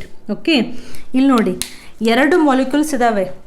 ಇದು ಹೋಗಿ active ಸೈಟಿಗೆ fit ಆಗ್ಬೋದು, ಅಥವಾ ಇದು ಕೂಡ same ಇದೆ, almost same ಇದೆ, ಇದು ಕೂಡ ಹೋಗಿ ಆ್ಯಕ್ಟಿವ್ ಸೈಟಿಗೆ ಸೆಟ್ ಆಗ್ಬೋದು. ಸೊ ಕಾಂಪಿಟೇಟಿವ್ ಇನ್ಹಿಬಿಟರ್ಸ್ ಅಂತಂದರೆ this molecule it is competing with the substrate ಜೊತೆ ಕಾಂಪಿಟೇಷನ್ ಮಾಡ್ತಾ ಇದೆ. ಎದಕ್ಕೆ ಕಾಂಪಿಟೇಷನ್ ಮಾಡ್ತಾ ಇದೆ? ಹೋಗಿ ಆ್ಯಕ್ಟಿವ್ ಸೈಟಿಗೆ ಬೈಂಡ್ ಆಗಲಿಕ್ಕೆ. ಸೊ ನೆಕ್ಸ್ಟ್ ಸ್ಟ್ರಕ್ಚರ್ ಅದು ಎಷ್ಟು ಅದು ಕಾಂಪಿಟೇಟಿವ್ ಮೋಡಲ್ಲಿ ಇರುತ್ತೆ ಅಂತಂದರೆ, see here, this is the enzyme. Okay, now this is the molecule. ಗೊತ್ತಾಯ್ತಾ? ಸೊ ಅದು ಎಷ್ಟು ಕಾಂಪಿಟೇಟಿವ್ ಇದೆ ಅಂತಂದರೆ, ಈ ಸಬ್ಸ್ಟ್ರೇಟ್ ಹೋಗಿ ಎಂಜೈಮ್ದು ಆ್ಯಕ್ಟಿವ್ ಸೈಟ್ ಮೇಲೆ ಕುತ್ಕೊಳ್ಳೋಕ್ಕಿಂತ ಮುಂಚೆನೇ ಈ ಮೊಲಿಕ್ಯೂಲ್ ಹೋಗಿ ಕುತ್ಕೊಂಡ್ಬಿಡುತ್ತೆ. ನಾವು this we call it as A competitive inhibitor. So ಅದು ಅಲ್ಟಿಮೇಟ್ಲಿ ಫಂಕ್ಷನನ್ನು ಇನ್ಹಿಬಿಟ್ ಮಾಡ್ತಾಯಿದೆ. ಸೊ ಇವಾಗ ಈ ಸಬ್ಸ್ಟ್ರೇಟು ಇಲ್ಲಿ ಜಾಯಿನ್ ಆಗಲಿಲ್ಲ ಅಂತಂದರೆ ಸಬ್ಸ್ಟ್ರೇಟ್ ಇಲ್ಲಿ ಹಾಗೆ ಉಳಿದ್ಬಿಡ್ತು. ಹೌದಾ? ಸಬ್ಸ್ಟ್ರೇಟ್ ಇಲ್ಲಿ ಹಾಗೆ ಉಳಿದ್ಬಿಡ್ತು, ಪ್ರಾಡಕ್ಟ್ ಆಗಲೇ ಇಲ್ಲ. So this is the mode of competitive inhibitors. ಅರ್ಥ ಆಯ್ತಾ ಇದು? So competitive inhibitors they will block the they will destroy the active site. So active ಸೈಟನ್ನು ಅವು ತೆಗೆದ್ಬಿಟ್ಟು, ಆ್ಯಕ್ಟಿವ್ ಸೈಟೇ ಎಂಗೇಜ್ ಇದೆ ಅಂತಂದರೆ substrate it will remain as the substrate. Best example, see here is one enzyme. ಈ enzyme ಹೆಸರೇನು ಅಂತಂದರೆ, just a minute, succinic dehydrogenase. ಇದು ಒಂದು ಎಂಜೈಮ್ ಹೆಸರು. ಈ ಎಂಜೈಮದು ಆ್ಯಕ್ಟಿವ್ ಸೈಟ್. ನಾವು ಹಿಯರ್ ಈಸ್ ದ ಸಬ್ಸ್ಟ್ರೇಟ್. ಈ ಸಬ್ಸ್ಟ್ರೇಟ್ ಯಾವುದು? ಇಲ್ಲಿ ಸಕ್ಸಿನಿಕ್ ಆ್ಯಸಿಡ್. ಸೊ ಈ ಸಬ್ಸ್ಟ್ರೇಟು ಇಲ್ಲೇ ಹೋಗಿ ಅದು ಪ್ರೊಡಕ್ಟ್ ಆಗಬೇಕು. ಬಟ್ ಇಲ್ಲಿ ಬಂದುಬಿಟ್ರು ಯಾರು? Competitive inhibitors. Example, malonic acid. ಇದು ಮ್ಯಾಲೋನಿಕ್ ಆ್ಯಸಿಡ್. ಸೊ ಇಲ್ಲಿ product remain as it is. So ಇಲ್ಲಿ ಪ್ರೊಡಕ್ಟ್ ಹಾಗೆ ಉಳಿದು ಸಾರಿ ಇಲ್ಲಿ ಸಬ್ಸ್ಟ್ರೇಟು ಹಾಗೆ ಉಳಿದ್ಬಿಡುತ್ತೆ. ಇದು ಪ್ರಾಡಕ್ಟ್, ಇದು ಸಬ್ಸ್ಟ್ರೇಟ್ ಹಾಗೆ ಉಳಿದು ರಿಯಾಕ್ಷನ್ನೇ ಕ್ಯಾರಿಔಟ್ ಆಗಲೇ ಇಲ್ಲ. ಸೊ ರಿಯಾಕ್ಷನ್ ಕ್ಯಾರಿಔಟ್ ಆಗಲಿಲ್ಲ ಅಂತಂದ್ರೇನು? ಎಂಜೈಮು ಅದರದ್ದು ಆ್ಯಕ್ಟಿವಿಟಿಯನ್ನು ತೋರಿಸಲೇ ಇಲ್ಲ, ಅದರ ಆ್ಯಕ್ಟಿವಿಟಿಯಲ್ಲಿ ಇನ್ಹಿಬಿಟ್ ಆಯಿತು ಅಂತ. This is the first mode. Second, non competitive. Again there is one more molecule, but ಅದು ಕಾಂಪಿಟೇಟಿವ್ ಮೋಡ್ನಲ್ಲಿ ಇಲ್ಲ. ಬಟ್ ಅಲ್ಟಿಮೇಟ್ಲಿ ಅದ್ರ ಗುರಿ ಮಾತ್ರ ಸೇಮ್ ಇದೆ, ಸಬ್ಸ್ಟ್ರೇಟನ್ನು ಸಬ್ಸ್ಟ್ರೇಟ್ ಆಗಿ ಉಳಿಸ್ಬೇಕು, ಪ್ರಾಡಕ್ಟಾಗಿ ಫಾರ್ಮ್ ಮಾಡದೇ ಇರೋದು. ಬಟ್ ಅದೇ ಹೆಂಗೆ ಮಾಡುತ್ತೆ ಅಂದರೆ, see again there is a enzyme. Okay, now this is the active site and this is the actual substrate. Okay, ನಾವು ಕಾಂಪಿಟೇಟಿವ್ ಇನ್ಹಿಬಿಟರ್ಸ್ ಯಾವುದೋ ಒಂದು ಶೇಪಲ್ಲಿದೆ. ನಾವು will take the diamond shape. Okay, so ಏನೇನಾಯ್ತು ಇಲ್ಲಿ? We have an enzyme, this is an active site, ಇದು substrate, ಮತ್ತು ಇದು ಒಂದು ನಾನ್ ಕಾಂಪಿಟೇಟಿವ್ ಇನ್ಹಿಬಿಟರ್. ನೆಕ್ಸ್ಟ್ ಇದೇನು ಮಾಡುತ್ತೆ ಅಂತಂದರೆ, ಇದ್ರ ಥರ ಆ್ಯಕ್ಟಿವ್ ಸೈಟಿಗೆ ಹೋಗಿ ಅದು ಬ್ಲಾಕ್ ಮಾಡಲ್ಲ, ಬಟ್ ಅದು ಆ್ಯಕ್ಟಿವ್ ಸೈಡ್ಲಿಗೆ ಹೋಗ್ಲಿಕ್ಕೆ ಚಾನ್ಸೇ ಇಲ್ಲ. ಯಾಕಂದರೆ ಅದರದ್ದು ಶೇಪು ಎಂಟೈರ್ಲಿ ಡಿಫ್ರೆಂಟ್ ಆಗಿದೆ. ಬಟ್ ಅದೇನು ಮಾಡುತ್ತೆ ಅಂದರೆ, ಈ ಎಂಜೈಮದ್ದು ಅದರ್ ದ್ಯಾನ್ ಆ್ಯಕ್ಟಿವ್ ಸೈಟಿಗೆ ಹೋಗಿ ಅದು ಜಾಯಿನ್ ಆಗುತ್ತೆ ಬೇರೆ ಕಡೆ. ಓಕೆ, ಸೊ ಆ್ಯಕ್ಟಿವ್ ಸೈಟಿಗೆ ಬೈಂಡ್ ಆಗದೇ ಬೇರೆ ಪ್ಲೇಸಲ್ಲೇ ಹೋಗಿ ಎಂಜೈಮ್ಗೆ ಬೈಂಡ್ ಆಗಿಬಿಡುತ್ತೆ. ಇದು ಬೇರೆ ಪ್ಲೇಸಿಗೆ ಹೋಗಿ ಬೈಂಡ್ ಆದ ತಕ್ಷಣವೇ ಈ ಎಂಜೈಮು ತನ್ನ ಆ್ಯಕ್ಟಿವ್ ಸೈಟ್ ಇದೆಯಲ್ಲ ಅದರದ್ದು ಶೇಪನ್ನೇ ಚೇಂಜ್ ಮಾಡ್ಕೊಂಬಿಡುತ್ತೆ. ಗೊತ್ತಾಯ್ತಾ? ಸೊ ಆ್ಯಕ್ಟಿವ್ ಸೈಟದ್ದು ಶೇಪ್ ಚೇಂಜ್ ಆಯಿತು ಅಂದರೆ ಈ ಸಬ್ಸ್ಟ್ರೇಟು ಇಲ್ಲಿ ಜಾಯಿನ್ ಆಗಲಿಕ್ಕೆ ಸಾಧ್ಯ ಇಲ್ಲ. ಸೊ ಸಬ್ಸ್ಟ್ರೇಟ್ ಇಲ್ಲಿ ಕಾಂಪ್ಲೆಕ್ಸ್ ಫಾರ್ಮ್ ಮಾಡಲಿಲ್ಲ ಅಂತಂದರೆ ಅಲ್ಲಿ ಪ್ರಾಡಕ್ಟು ಫಾರ್ಮ್ ಆಗೋದಿಲ್ಲ. So this non competitive it will say I will not compete with a substrate, I have my own route and I have my own way of ಏನಂತಾರೆ to end the enzyme activity. So ಈ non competitive ಇನ್ಹಿಬಿಟರ್ಸು ಬೇರೆ ಕಡೆ ಅದು join ಆದ ತಕ್ಷಣವೇ ಎಂಜೈಮು ಒಂಥರ ಅದು disturb ಆಗಿ ತನ್ನ ಆ್ಯಕ್ಟಿವ್ ಸೈಟನ್ನು ಚೇಂಜ್ ಮಾಡ್ಕೊಂಬಿಡುತ್ತೆ. ಆ್ಯಕ್ಟಿವ್ ಸೈಟ್ ಚೇಂಜ್ ಆದ ತಕ್ಷಣವೇ ಸಬ್ಸ್ಟ್ರೇಟು ರಿಪೆಲ್ ಆಗಿಬಿಡುತ್ತೆ, ಇಲ್ಲಿ ಅಟ್ಯಾಚ್ ಆಗಲಿಕ್ಕೆ ಸಾಧ್ಯನೇ ಇಲ್ಲ. So this V call it as a enzyme inhibitors. ಇಲ್ಲಿ ಎಕ್ಸಾಂಪಲ್ ಯಾವುದಿತ್ತು? Malonic acid. Malonic acid example for competitive inhibitors. ಇಲ್ಲಿ ಎಕ್ಸಾಂಪಲ್ಲು ಸೈನೈಡ್ ಕೇಳಿರ್ಬೋದಲ್ಲ, ಸೈನೈಡ್ ತೊಗೊಂಡು ಎಷ್ಟೊಂದು ಜನ ಸತ್ರು ಅಂತ ಹೇಳ್ತೀವಲ್ಲ. What is this cyanide? Now this is a competitive inhibitor. It especially acts on the respiratory enzyme. Respiration ಆಗಲಿಕ್ಕೆ ಯಾವ ಎಂಜೈಮ್ಸ್ ಬೇಕಲ್ಲ, ಆ ಎಂಜೈಮ್ಸ್ ಮೇಲೆ ಸೈನೈಡ್ ಆ್ಯಕ್ಟ್ ಆಗಿ ಆ್ಯಕ್ಟಿವ್ ಸೈಟನ್ನ ಚೇಂಜ್ ಮಾಡಿಬಿಡ್ತವೆ. ಸೊ ಆ್ಯಕ್ಟಿವ್ ಸೈಟಲ್ಲಿ ಚೇಂಜ್ ಆಯಿತು ಅಂದರೆ ಸಬ್ಸ್ಟ್ರೇಟು ಪ್ರಾಡಕ್ಟ್ ಆಗಿ ಹೋಗೋದೇ ಇಲ್ಲ. ಸೊ ಒಂದು ರಿಯಾಕ್ಷನ್ ಬಾಡಿನಲ್ಲಿ ಸ್ಟಾಪ್ ಆಯಿತು ಅಂದರೆ ಅಲ್ಲಿ ಒಂದು ಪ್ರಾಬ್ಲಮ್ ಸ್ಟಾರ್ಟ್ ಆಯಿತು ಅಂತ ಅರ್ಥ. Okay, so this is enzyme inhibition ಅಥವಾ ಎಂಜೈಮ್ ಇನ್ಹಿಬಿಟರ್ಸ್. ಕಾಂಪಿಟೇಷನ್ ಮಾಡಿ ಬ್ಲಾಕ್ ಮಾಡ್ಬೋದು ಅಥವಾ ಕಾಂಪಿಟೇಷನ್ ಮಾಡ್ದೇ ರಿಯಾಕ್ಷನನ್ನು ಬ್ಲಾಕ್ ಮಾಡ್ಬೋದು. ಅಲ್ಟಿಮೇಟ್ಲಿ ಸಬ್ಸ್ಟ್ರೇಟು ಹಾಗೆ ಉಳಿದ್ಬಿಡುತ್ತೆ. So you can take the screenshot. This is the enzyme inhibition. Next concept classification of enzymes. ಈ ಕ್ಲಾಸಿಫಿಕೇಷನ್ ಎಷ್ಟು ಡಿಫ್ರೆಂಟ್ ಟೈಪ್ಸ್ ಆಫ್ ಎಂಜೈಮ್ಸ್ ಇದಾವಲ್ಲ, ಅವನ್ನ ನೆನ್ಪಿಟ್ಕೊಳ್ಳೋಕ್ಕೆ ನೀವು ಒಂದು ಸೆಂಟೆನ್ಸ್ನ ನೆನ್ಪಿಟ್ಕೊಂಡ್ರೆ ಸಾಕು. It is called as over the hill. Over the hill, HILL. ಇದರಲ್ಲಿ ಕ್ಯಾಪಿಟಲ್ ಲೆಟರ್ಸನ್ನು ಮಾತ್ರ ನೆನ್ಪಿಟ್ಕೊಂಡ್ರೆ ಸಾಕು. OTHILL. So will write here different types of enzymes ಯಾವ್ಯಾವುದು. OTHILL.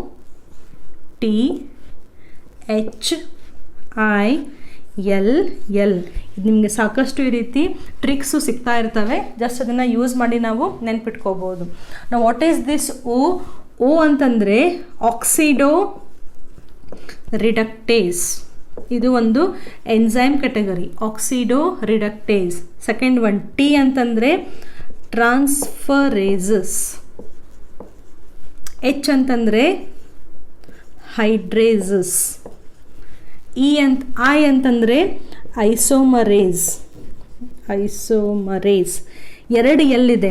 ಫಸ್ಟ್ ಎಲ್ ಏನು ಮಾಡುತ್ತೆ, ಅದು ಬ್ರೇಕನ್ನು ಮಾಡುತ್ತೆ, ಲಯಾಸಸ್. ನೆಕ್ಸ್ಟ್ ಏನು ಮಾಡುತ್ತೆ, ಜಾಯಿನ್ ಮಾಡುತ್ತೆ, ಅದು ಲೈಗೇಸಸ್. ಅಥವಾ ನೀವು ligase, lyase, isomerase, hydrolases. Okay, this is hydrolases. Transferase ಮತ್ತು ಆಕ್ಸಿಡೋ ರಿಡಕ್ಟೇಸ್ ಅಂದರೆ over the hill. Meaning one by one, very simple.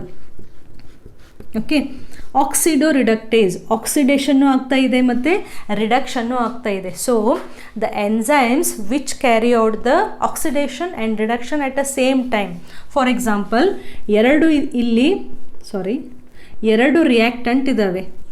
Okay, oxidation ಮತ್ತು ರಿಡಕ್ಷನ್ ಅಂತಂದರೆ ಏನು, ಈ ಹೈಡ್ರೋಜನನ್ನು ಬಿಗೆ ಅಟ್ಯಾಚ್ ಮಾಡೋದು. ಸೊ ಒಂದು ರಿಡಕ್ಷನ್ ಆಯಿತು, ಒಂದು ಆಕ್ಸಿಡೇಷನ್ ಆಯಿತು. ಹೇಗೆ, ನಾವು ದಿಸ್ ಈಸ್ H. ಸೊ ಇಲ್ಲಿ ರಿಡಕ್ಷನ್ ಆಯಿತು ಮತ್ತು ಇಲ್ಲಿ ಆಕ್ಸಿಡೇಷನ್ ಆಯಿತು. ಸೊ ಒಂದೇ ರಿಯಾಕ್ಷನ್ನಲ್ಲಿ ರಿಡಕ್ಷನ್ನು ಆಗ್ತಾ ಇದೆ ಮತ್ತು ಆಕ್ಸಿಡೇಷನ್ನು ಆಗ್ತಾ ಇದೆ. ಅಂಥ ರಿಯಾಕ್ಷನನ್ನು ಕೆಟಲೈಸ್ ಮಾಡಿದರೆ ಆ ರೀತಿಯಾದಂತಹ ಎಂಜೈಮ್ಸ್ಗೆ ನಾವು ಆಕ್ಸಿಡೋ ರಿಡಕ್ಟೇಸ್ ಅಂತ ಕರಿತೀವಿ. First one. Second one ಟ್ರಾನ್ಸ್ಫರೇಸಸ್. Transfer ಅಂದರೆ ಏನು, ಚೇಂಜ್ ಆಗೋದು ಅಂತ ಅರ್ಥ. ಫಾರ್ ಎಕ್ಸಾಂಪಲ್, ಒಂದು ರಿಯಾಕ್ಟೆಂಟ್ ಇದೆ, ಆ ರಿಯಾಕ್ಟೆಂಟ್ ಕಡೆ ಒಂದು ಸ್ಪೆಷಲ್ ಫಂಕ್ಷನಲ್ ಗ್ರೂಪ್ ಇದೆ. ಓಕೆ, ನಾವು again there is one more reactant. So this enzyme, transferase enzyme, what it will do, ಈ ಫಂಕ್ಷನಲ್ ಗ್ರೂಪಿನ ಇದರಿಂದ ಇದಕ್ಕೆ ಟ್ರಾನ್ಸ್ಫರ್ ಮಾಡುತ್ತೆ. ಹೇಗಿತ್ತ ಅದನ್ನು ಬಿಗೆ ಟ್ರಾನ್ಸ್ಫರ್ ಮಾಡುತ್ತೆ. So it is the transferase enzyme. Next hydrolases. Hydro ಅಂದರೆ ಏನು, ವಾಟರ್. ಸೊ ವಾಟರನ್ನು ಆ್ಯಡ್ ಮಾಡಿ ಅಲ್ಲಿ ಕೆಮಿಕಲ್ ರಿಯಾಕ್ಷನ್ ಆಯಿತು ಅಂತಂದರೆ it is called as hydrolase. For example, A ಮತ್ತು ಬಿ ಅಂತ ಒಂದು ರಿಯಾಕ್ಟೆಂಟ್ಸ್ ಇದೆ. ಸೊ ಎಗೆ H ಮತ್ತು ಬಿಗೆ OH ಅನ್ನು ಅಟ್ಯಾಚ್ ಮಾಡಿ it will form a new substances.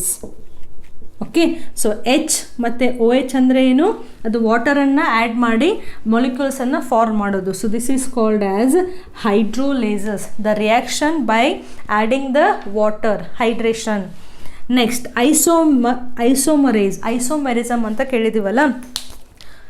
Isomerism ಅಂತಂದರೆ ಕೆಮಿಕಲ್ ಫಾರ್ಮುಲಾ ಅಷ್ಟೇ ಇರುತ್ತೆ, ಬಟ್ ಅದರದ್ದು ಏನಂತಾರೆ ಶೇಪ್ ಅಥವಾ ಸ್ಟ್ರಕ್ಚರು ಚೇಂಜ್ ಇರುತ್ತೆ. So the enzymes which bring about the isomerism, ಅದನ್ನು ನಾವು ಐಸೋಮರೇಸ್ ಅಂತ ಕರಿತೀವಿ. Example glucose six phosphate, glucose six phosphate. Chemical formula same ಇಟ್ಕೊಂಡು ಆ ಗ್ಲೂಕೋಸ್ದು ಸ್ಟ್ರಕ್ಚರ್ ಚೇಂಜ್ ಆಯಿತು ಅಂದರೆ ಅದು ಫ್ರುಕ್ಟೋಸ್ 6-ಫಾಸ್ಫೇಟ್ ಆಗುತ್ತೆ. ಸೊ ಇದು ಐಸೋಮೆರಿಸಮ್. ಐಸೋಮೆರಿಸಮನ್ನು ಮಾಡುವಂತಹ ಎಂಜೈಮ್ಸಿಗೆ ಐಸೋಮರೇಸ್ ಅಂತ ಕರೆದ್ಬಿಡ್ತೀವಿ. So the last concept is cofactors. Okay, co ಅಂತಂದರೆ ಏನು? ಸಮಥಿಂಗ್ ಎಡಿಷ್ನಲ್ ಹೆಲ್ಪ್ ಮಾಡೋದು ಅಂತ. ಯಾರಿಗೆ ಹೆಲ್ಪ್ ಮಾಡೋದು? ಯಾವ ಟಾಪಿಕ್ ಓದ್ತಾ ಇದ್ದೀವಿ? ಎಂಜೈಮ್ಸ್. ಸೊ ಎಂಜೈಮ್ಸಿಗೆ ಹೆಲ್ಪ್ ಮಾಡುವಂತಹ ಕೆಲವೊಂದು ಸ್ಟ್ರಕ್ಚರ್ಸ್, ಬಟ್ ವೆರಿ ಇಂಪಾರ್ಟೆಂಟ್. ನಾವು what are these cofactors? See, ಒಂದು ಎಂಜೈಮ್ ಅಂತಂದರೆ ನಾವೇನು ಹೇಳಿದ್ವಿ? They are nothing but the protein molecules ಅಂತ ಹೇಳಿದ್ವಿ. ಬಟ್ ಇದ್ರದ್ದು ಫುಲ್ ಹಿಸ್ಟ್ರಿ ಇಷ್ಟೇ ಇಲ್ಲ. ಈ protein no doubt it is in a tertiary structure, but ಈ ಪ್ರೋಟೀನು ಎಂಜೈಮ್ ಥರ ಕೆಲಸ ಮಾಡಬೇಕು ಅಂತಂದರೆ again there is a requirement of certain chemicals called which are nothing but the non protein molecules. Okay, so ಒಂದು ಎಂಜೈಮು act ಮಾಡಲಿಕ್ಕೆ protein ಅಂತೂ ಇರಲೇಬೇಕಾ tertiary ಸ್ಟ್ರಕ್ಚರ್ನಲ್ಲಿ? ಆ ಪ್ರೋಟೀನಿಗೆ ಪುಷಪ್ ಮಾಡಲಿಕ್ಕೆ, ಹೋಗು ನೀ ಎಂಜೈಮ್ ಆ್ಯಕ್ಟಿವಿಟಿ ಮಾಡು ಅಂತ ಹೇಳಲಿಕ್ಕೆ ಇನ್ನೂ ಒಂದು ಸ್ಟ್ರಕ್ಚರ್ ಅದಕ್ಕೆ ಅಟ್ಯಾಚ್ ಆಗಿರುತ್ತೆ. ಅದೇನು ಸ್ಟ್ರಕ್ಚರ್ ಅಟ್ಯಾಚ್ ಆಗಿದೆಯಲ್ಲ, that is non proteinaceous material. So ಈ ಎರಡು ಪ್ರೋಟೀನ್ ಮತ್ತು ನಾನ್ ಪ್ರೋಟೀನ್ ಇದ್ರೇ ಮಾತ್ರ ಒಂದು ಮಾಲಿಕ್ಯೂಲು ಎಂಜೈಮ್ ಅಂತ ಹೇಳಿಸ್ಕೊಳ್ಳೋದು. ಓಕೆ, ಈ ಪ್ರೋಟೀನ್ ಪಾರ್ಟ್ ಇದೆಯಲ್ಲ, this protein part it is called as apoenzyme. Okay, next non protein part ಇದೆಯಲ್ಲ, it is called as cofactor. So apoenzyme plus cofactor ಸೇರಿದರೆ ಒಂದು ಕಂಪ್ಲೀಟ್ ಎಂಜೈಮ್ ಆಗುತ್ತೆ. ಆ complete ಎಂಜೈಮಿಗೆ ನಾವು ಹೋಲೋ ಎಂಜೈಮ್ ಅಂತ ಕರಿತೀವಿ. ಸೊ ಈ ಈಕ್ವೇಷನ್ನು ನೆನಪಿಟ್ಕೊಳ್ಳೇಬೇಕು. ಇಷ್ಟೊತ್ತು ಓದಿದ್ದು ಒಂದು ಸ್ಟೋರಿ, ಎಂಜೈಮ್ ಏನು ಮಾಡ್ತಿದೆ, ಹೆಂಗೆ ಮಾಡ್ತಿದೆ, ಏನೇನು ಮಾಡ್ತಾ ಇದೆ. ಬಟ್ ಅಲ್ಟಿಮೇಟ್ಲಿ ಒಂದು ಎಂಜೈಮ್ ಯಾವಾಗ ಕಂಪ್ಲೀಟ್ ಆಗುತ್ತೆ, ಅದರಲ್ಲಿರುವಂತಹ ಪ್ರೋಟೀನ್ ಸ್ಟ್ರಕ್ಚರಿಗೆ ಓಕೆ, ಇನ್ನೊಂದು ನಾನ್ ಪ್ರೋಟೀನ್ ಮಾಲಿಕ್ಯೂಲ್ ಜಾಯಿನ್ ಆದಮೇಲೆ ಇದು ಒಂದು ಎಂಜೈಮ್ ಅಂತ ಹೇಳಿಸ್ಕೊಳ್ಳುತ್ತೆ. ಸೊ ಈ ಪ್ರೋಟೀನ್ ಪಾರ್ಟಿಗೆ ಅಪೋ ಎಂಜೈಮ್ ಅಂತ ಹೇಳ್ತಾರೆ, ನಾನ್ ಪ್ರೋಟೀನ್ ಪಾರ್ಟಿಗೆ ಕೋಫ್ಯಾಕ್ಟರ್ ಅಂತ ಹೇಳ್ತೀವಿ. So apoenzyme plus cofactor, now this is the entire holoenzyme. ಗೊತ್ತಾಯ್ತಾ? ನೆಕ್ಸ್ಟ್, ನಾವು ಡೋಂಟ್ ಗೆಟ್ ಕನ್ಫ್ಯೂಸ್ಡ್. ಈ ಎಂಜೈಮಲ್ಲಿ ಇಲ್ಲಿ ಆ್ಯಕ್ಟಿವ್ ಸೈಟ್ನೂ ಇರುತ್ತೆ. Okay, now these cofactors are of three types. First one is prosthetic group.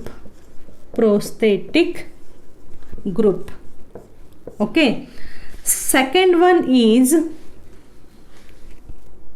what is the second one? Prosthetic group, and second one is coenzyme.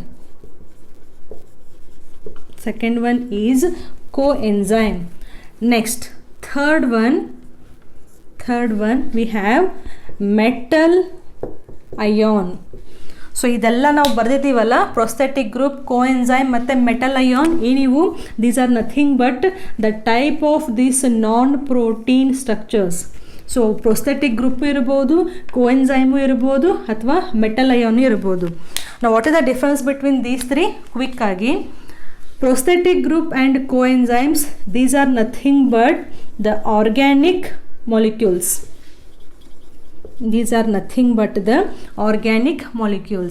So ಒಂದು enzyme ಇದೆ. Okay, ಈ ಎಂಜೈಮ್ಗೆ ಒಂದು ಪ್ರೊಸ್ಥೆಟಿಕ್ group attach ಆಗಿದೆ. Okay, so ಅದು ಯಾವುದಿದೆ? Organic type ಇತ್ತು ಅಂದರೆ ಅದು ಪ್ರೊಸ್ಥೆಟಿಕ್ ಇರ್ಬೋದು ಮತ್ತು ಕೋಎನ್ಜೈಮು ಇರ್ಬೋದು. ಇನ್ ಕೇಸ್ ಈ ಕೋಫ್ಯಾಕ್ಟರು ಟೈಟ್ಲಿ ಅದೇನಾದರೂ TIGHTLY ಟೈಟ್ಲಿ ಅಟ್ಯಾಚ್ ಆಗಿತ್ತು ಪ್ರೋಟೀನ್ ಪಾರ್ಟಿಗೆ ಅಂತಂದರೆ it is a prosthetic group. In case if it is loosely attached ಅಂದರೆ ಈ ರೀತಿ ಲೂಸ್ ಆಗಿ ಅಟ್ಯಾಚ್ ಆಗಿತ್ತು ಅಂದರೆ ಅದು ಕೋಎನ್ಸೈಮ್. ಸೊ ಲಿಸನ್, ಪ್ರೋಟೀನ್ ಇದೆ ಪ್ಲಸ್ ಈ ಪ್ರೋಟೀನಿಗೆ ಪ್ರೊಸ್ಥೆಟಿಕ್ ಗ್ರೂಪ್ ಆದರೂ ಅಟ್ಯಾಚ್ ಆಗ್ಬೋದು ಅಥವಾ ಕೋಎನ್ಸೈಮ್ ಆದರೂ ಅಟ್ಯಾಚ್ ಆಗ್ಬೋದು. ಪ್ರೊಸ್ಥೆಟಿಕ್ ಗ್ರೂಪ್ ಇತ್ತು ಅಂದರೆ ಅದು ಟೈಟಾಗಿ ಎನ್ಸೈಮ್ ಪಾರ್ಟಿಗೆ, ಪ್ರೋಟೀನ್ ಪಾರ್ಟಿಗೆ ಅಟ್ಯಾಚ್ ಆಗಿರುತ್ತೆ. ಕೋಎನ್ಸೈಮ್ ಇತ್ತು ಅಂತಂದರೆ ಲೂಸ್ ಆಗಿ ಅದು ಅಟ್ಯಾಚ್ ಆಗಿರುತ್ತೆ. ಸೊ ಈ ಟೈಟ್ಲಿ ಅಟ್ಯಾಚ್ಮೆಂಟ್ ಮತ್ತು loosely attachment very very important role. ಒಂದು ಸತಿ ಪ್ರೊಸ್ಥೆಟಿಕ್ ಗ್ರೂಪು ಪ್ರೋಟೀನ್ ಪಾರ್ಟಿಗೆ ಅಟ್ಯಾಚ್ ಆಯಿತು ಅಂತಂದರೆ ಅದು ಲೈಫ್ ಲಾಂಗ್ ಅಟ್ಯಾಚ್ಡೇ ಇರುತ್ತೆ. ಓಕೆ, ಬಟ್ ಲೂಸ್ಲಿ ಅಟ್ಯಾಚ್ ಆಯಿತು ಅಂತಂದರೆ ಅದು ಈಸಿಯಾಗಿ ಇಲ್ಲಿ ಬ್ರೇಕ್ ಡೌನು ಆಗ್ಬೋದು, ಯಾಕಂದರೆ ಲೂಸ್ ಅಟ್ಯಾಚ್ಮೆಂಟ್ ಇದೆ ಅಲ್ಲಿ. ಸೊ ಇದು ಲೂಸ್ ಆಗಿ ಅಟ್ಯಾಚ್ ಆಯಿತು ಅಂತಂದರೆ ಇದೇನು ಜಾಯ್ನಿಂಗ್ ಇದೆಯಲ್ಲ ಈ ಪ್ರೋಟೀನ್ ಮತ್ತು ಈ ಕೋಎನ್ಸೈಮು ಅದು ಟೆಂಪ್ರರಿ ಆಗಿಬಿಡುತ್ತೆ. ಓಕೆ, ಟೆಂಪ್ರರಿ ಆಗಿ ನಾವು ಇಮ್ಯಾಜಿನ್ ನಾನೊಂದು ಕೋಎನ್ಸೈಮ್, ಫ್ಯಾಕ್ಟರ್ದು ಟೈಪ್ ಯಾವುದು ಒಂದು ಕೋಎನ್ಸೈಮ್, ಇಲ್ಲೂ ಒಂದು ಸಬ್ಸ್ಟ್ರೇಟ್ ಇದೆ, ಇಲ್ಲೂ ಒಂದು ಸಬ್ಸ್ಟ್ರೇಟ್ ಇದೆ, ಆರ್ ಇಲ್ಲಿಯೂ ಒಂದು ಪ್ರೋಟೀನ್ ಮಾಲಿಕ್ಯೂಲ್ ಇದೆ, ಇಲ್ಲಿಯೂ ಒಂದು ಪ್ರೋಟೀನ್ ಮಾಲಿಕ್ಯೂಲ್ ಇದೆ. ಸಿನ್ಸ್ ನಾನು ಲೂಸ್ಲಿ ಅಟ್ಯಾಚ್ ಆಗ್ತೀನಲ್ಲ, ಸೊ ಆ ಪ್ರಾಪರ್ಟಿಯಿಂದ ನಾ ಈ ಮಾಲಿಕ್ಯೂಲಿಗೂ ಅಟ್ಯಾಚ್ ಆಗ್ಬೋದು ಅಥವಾ ಈ ಮಾಲಿಕ್ಯೂಲಿಗೂ ಅಟ್ಯಾಚ್ ಆಗ್ಬೋದು. So what I am saying here, coenzyme part loose ಆಗಿ ಅರೇಂಜ್ಮೆಂಟ್ ಆಗಿರೋದಕ್ಕೆ ಅದು ಬೇರೆ ಬೇರೆ ಮಾಲಿಕ್ಯೂಲ್ ಜೊತೆ ಬೇರೆ ಬೇರೆ ಪ್ರೋಟೀನ್ಸ್ ಜೊತೆ ಅಟ್ಯಾಚ್ ಆಗಿ ಎನ್ಸೈಮ್ ಥರ ಆ್ಯಕ್ಟ್ ಮಾಡಿಬಿಡುತ್ತೆ.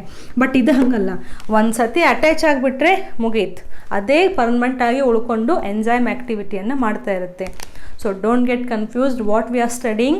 ಎನ್ಸೈಮ್ ಅಂತಂದರೆ ನಾವು ಪ್ರೋಟೀನ್ ಅಂತ ಅಷ್ಟೇ ಓದಿದ್ದು ಇಷ್ಟರವರೆಗೂ. ಬಟ್ ಇನ್ನೂ ನೀವು ಡೀಪಾಗಿ ಸ್ಟಡಿ ಮಾಡಿದರೆ ಆ ಪ್ರೋಟೀನ್ ಜೊತೆ ಇನ್ನೊಂದು ನಾನ್ ಪ್ರೋಟೀನ್ ಮಾಲಿಕ್ಯೂಲ್ ಇರುತ್ತೆ, ಅದನ್ನು ನಾವು ಕೋಫ್ಯಾಕ್ಟರ್ ಅಂತ ಹೇಳ್ತೀವಿ. 3 ರೀತಿಯಾಗಿ ಕೋಫ್ಯಾಕ್ಟರ್ಸ್ ಇರ್ಬೋದು. ಒಂದು ಪ್ರೊಸ್ಥೆಟಿಕ್ ಗ್ರೂಪ್ ಇರ್ಬೋದು, ಒಂದು ಕೋಎನ್ಸೈಮ್ ಇರ್ಬೋದು, ಒಂದು ಮೆಟಲ್ ಅಯಾನ್ ಇರ್ಬೋದು. ಪ್ರೊಸ್ಥೆಟಿಕ್ ಗ್ರೂಪ್ ಇತ್ತಂದರೆ ಟೈಟ್ ಆಗಿರುತ್ತೆ, ಕೋಎನ್ಸೈಮ್ ಗ್ರೂಪ್ ಇತ್ತು ಅಂದರೆ ಅದು ಲೂಸ್ ಆಗಿ ಅರೇಂಜ್ ಆಗಿರುತ್ತೆ, ಟೆಂಪ್ರರಿಯಲ್ಲಿ ಅದು ಅಟ್ಯಾಚ್ ಆಗಿರೋದು. ಎಕ್ಸಾಂಪಲ್ ಹಿಯರ್, ಎಕ್ಸಾಂಪಲ್ ಈಸ್ ನಾವು hydrogen peroxide. What is this hydrogen peroxide? ಎಲ್ಲಿ ಫಾರ್ಮ್ ಆಗುತ್ತೆ? ನಮ್ಮ ಬಾಡಿ ಒಳಗಡೆ. It is a by product. ನಾವು ದಿಸ್ ಹೈಡ್ರೋಜನ್ ಪೆರಾಕ್ಸೈಡ್ ಇದು ಫಾರ್ಮ್ ಆದ ತಕ್ಷಣ ವಾಟರ್ ಮತ್ತು ಆಕ್ಸಿಜನ್ ಆಗಿ ಬ್ರೇಕ್ ಡೌನ್ ಆಗುತ್ತೆ. ಇದನ್ನು ರಿಯಾಕ್ಷನ್ ಮಾಡಲಿಕ್ಕೆ ನಾವು there is a requirement of one enzyme. ಆ ಎನ್ಸೈಮ್ ಯಾವುದು? It is peroxidase.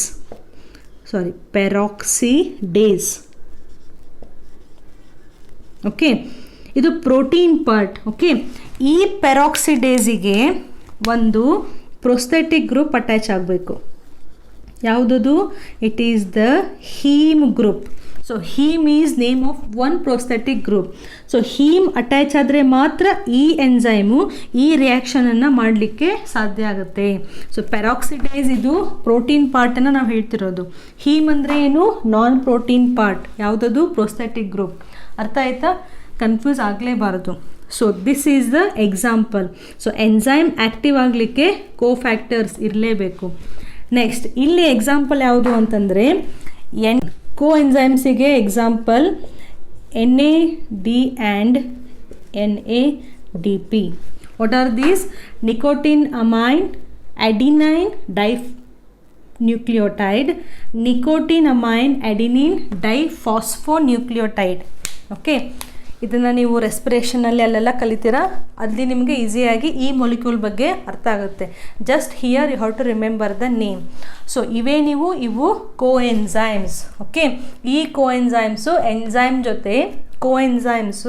ಎನ್ಸೈಮ್ ಜೊತೆ ಟೆಂಪ್ರರಿಲಿ ಕನೆಕ್ಟ್ ಆಗಿ ಕೆಮಿಕಲ್ ರಿಯಾಕ್ಷನನ್ನು ಮಾಡ್ತವೆ. ಅಷ್ಟು ಗೊತ್ತಿದ್ರೆ ಸಾಕು. ಇಲ್ಲಿ ಹೀಮ್ ಗ್ರೂಪು ಪ್ರೊಸ್ಥೆಟಿಕ್ ಗ್ರೂಪಿಗೆ ಎಕ್ಸಾಂಪಲ್ಲು, ಇಲ್ಲಿ NAD ಮತ್ತು NADP ಕೋಎನ್ಸೈಮ್ಸಿಗೆ example. Next coming to the metal ion. So ಕೆಲವೊಂದು ಬಾರಿ ಒಂದು ಎನ್ಸೈಮಿಗೆ ಒಂದು ಮೆಟಲ್ ಅಯಾನ್ ಜಾಯಿನ್ ಆಯಿತು ಅಂದಷ್ಟೇ ಈ ಎನ್ಸೈಮು ಕೆಲಸ ಮಾಡಲಿಕ್ಕೆ ಸಾಧ್ಯ ಇದೆ. For example zinc. ಓಕೆ, ನಾವು ಜಿಂಕ್ ಏನು ಮಾಡುತ್ತೆ? ಜಸ್ಟ್ ಆನ್ ಎಕ್ಸಾಂಪಲ್, ಹಾಗೆ ಬೇರೆ ಬೇರೆ ಅಯಾನ್ಸು ಇದ್ದಾವೆ. ಇಲ್ಲಿ ತೊಗೊಂಡಿರೋದು ಜಿಂಕು. ಈ ಜಿಂಕ್ ಏನು ಮಾಡುತ್ತೆ? ಪ್ರೋಟಿಯೋಲೈಟಿಕ್ ಎನ್ಸೈಮ್ಸ್ ಇರ್ತಾವ, ಪ್ರೋಟಿಯೋಲೈಟಿಕ್ ಎನ್ಸೈಮ್ಸ್. ಪ್ರೋಟಿಯೋ ಅಂದರೆ ಪ್ರೋಟೀನ್, ಲೈಟಿಕ್ ಅಂದರೆ ಬ್ರೇಕ್. ಸೊ ಪ್ರೋಟೀನನ್ನು ಬ್ರೇಕ್ ಮಾಡುವಂಥ ಏನು ಎನ್ಸೈಮ್ಸ್ ಇದಾವಲ್ಲ, ಆ ಎನ್ಸೈಮ್ಸು ತಮ್ಮ ಕೆಲಸ ಮಾಡಬೇಕು ಅಂತಂದರೆ ಅಂತಹ ಎನ್ಸೈಮ್ಸಿಗೆ ಈ ಜಿಂಕ್ ಗ್ರೂಪು ಫಸ್ಟು ಅಟ್ಯಾಚ್ ಆಗಿರುತ್ತೆ. ಅಂದ್ರಷ್ಟೇ ಆ ಪ್ರೋಟಿಯೋಲೈಟಿಕ್ ಎನ್ಸೈಮು ಕೆಲಸ ಮಾಡಲಿಕ್ಕೆ ಸಾಧ್ಯ.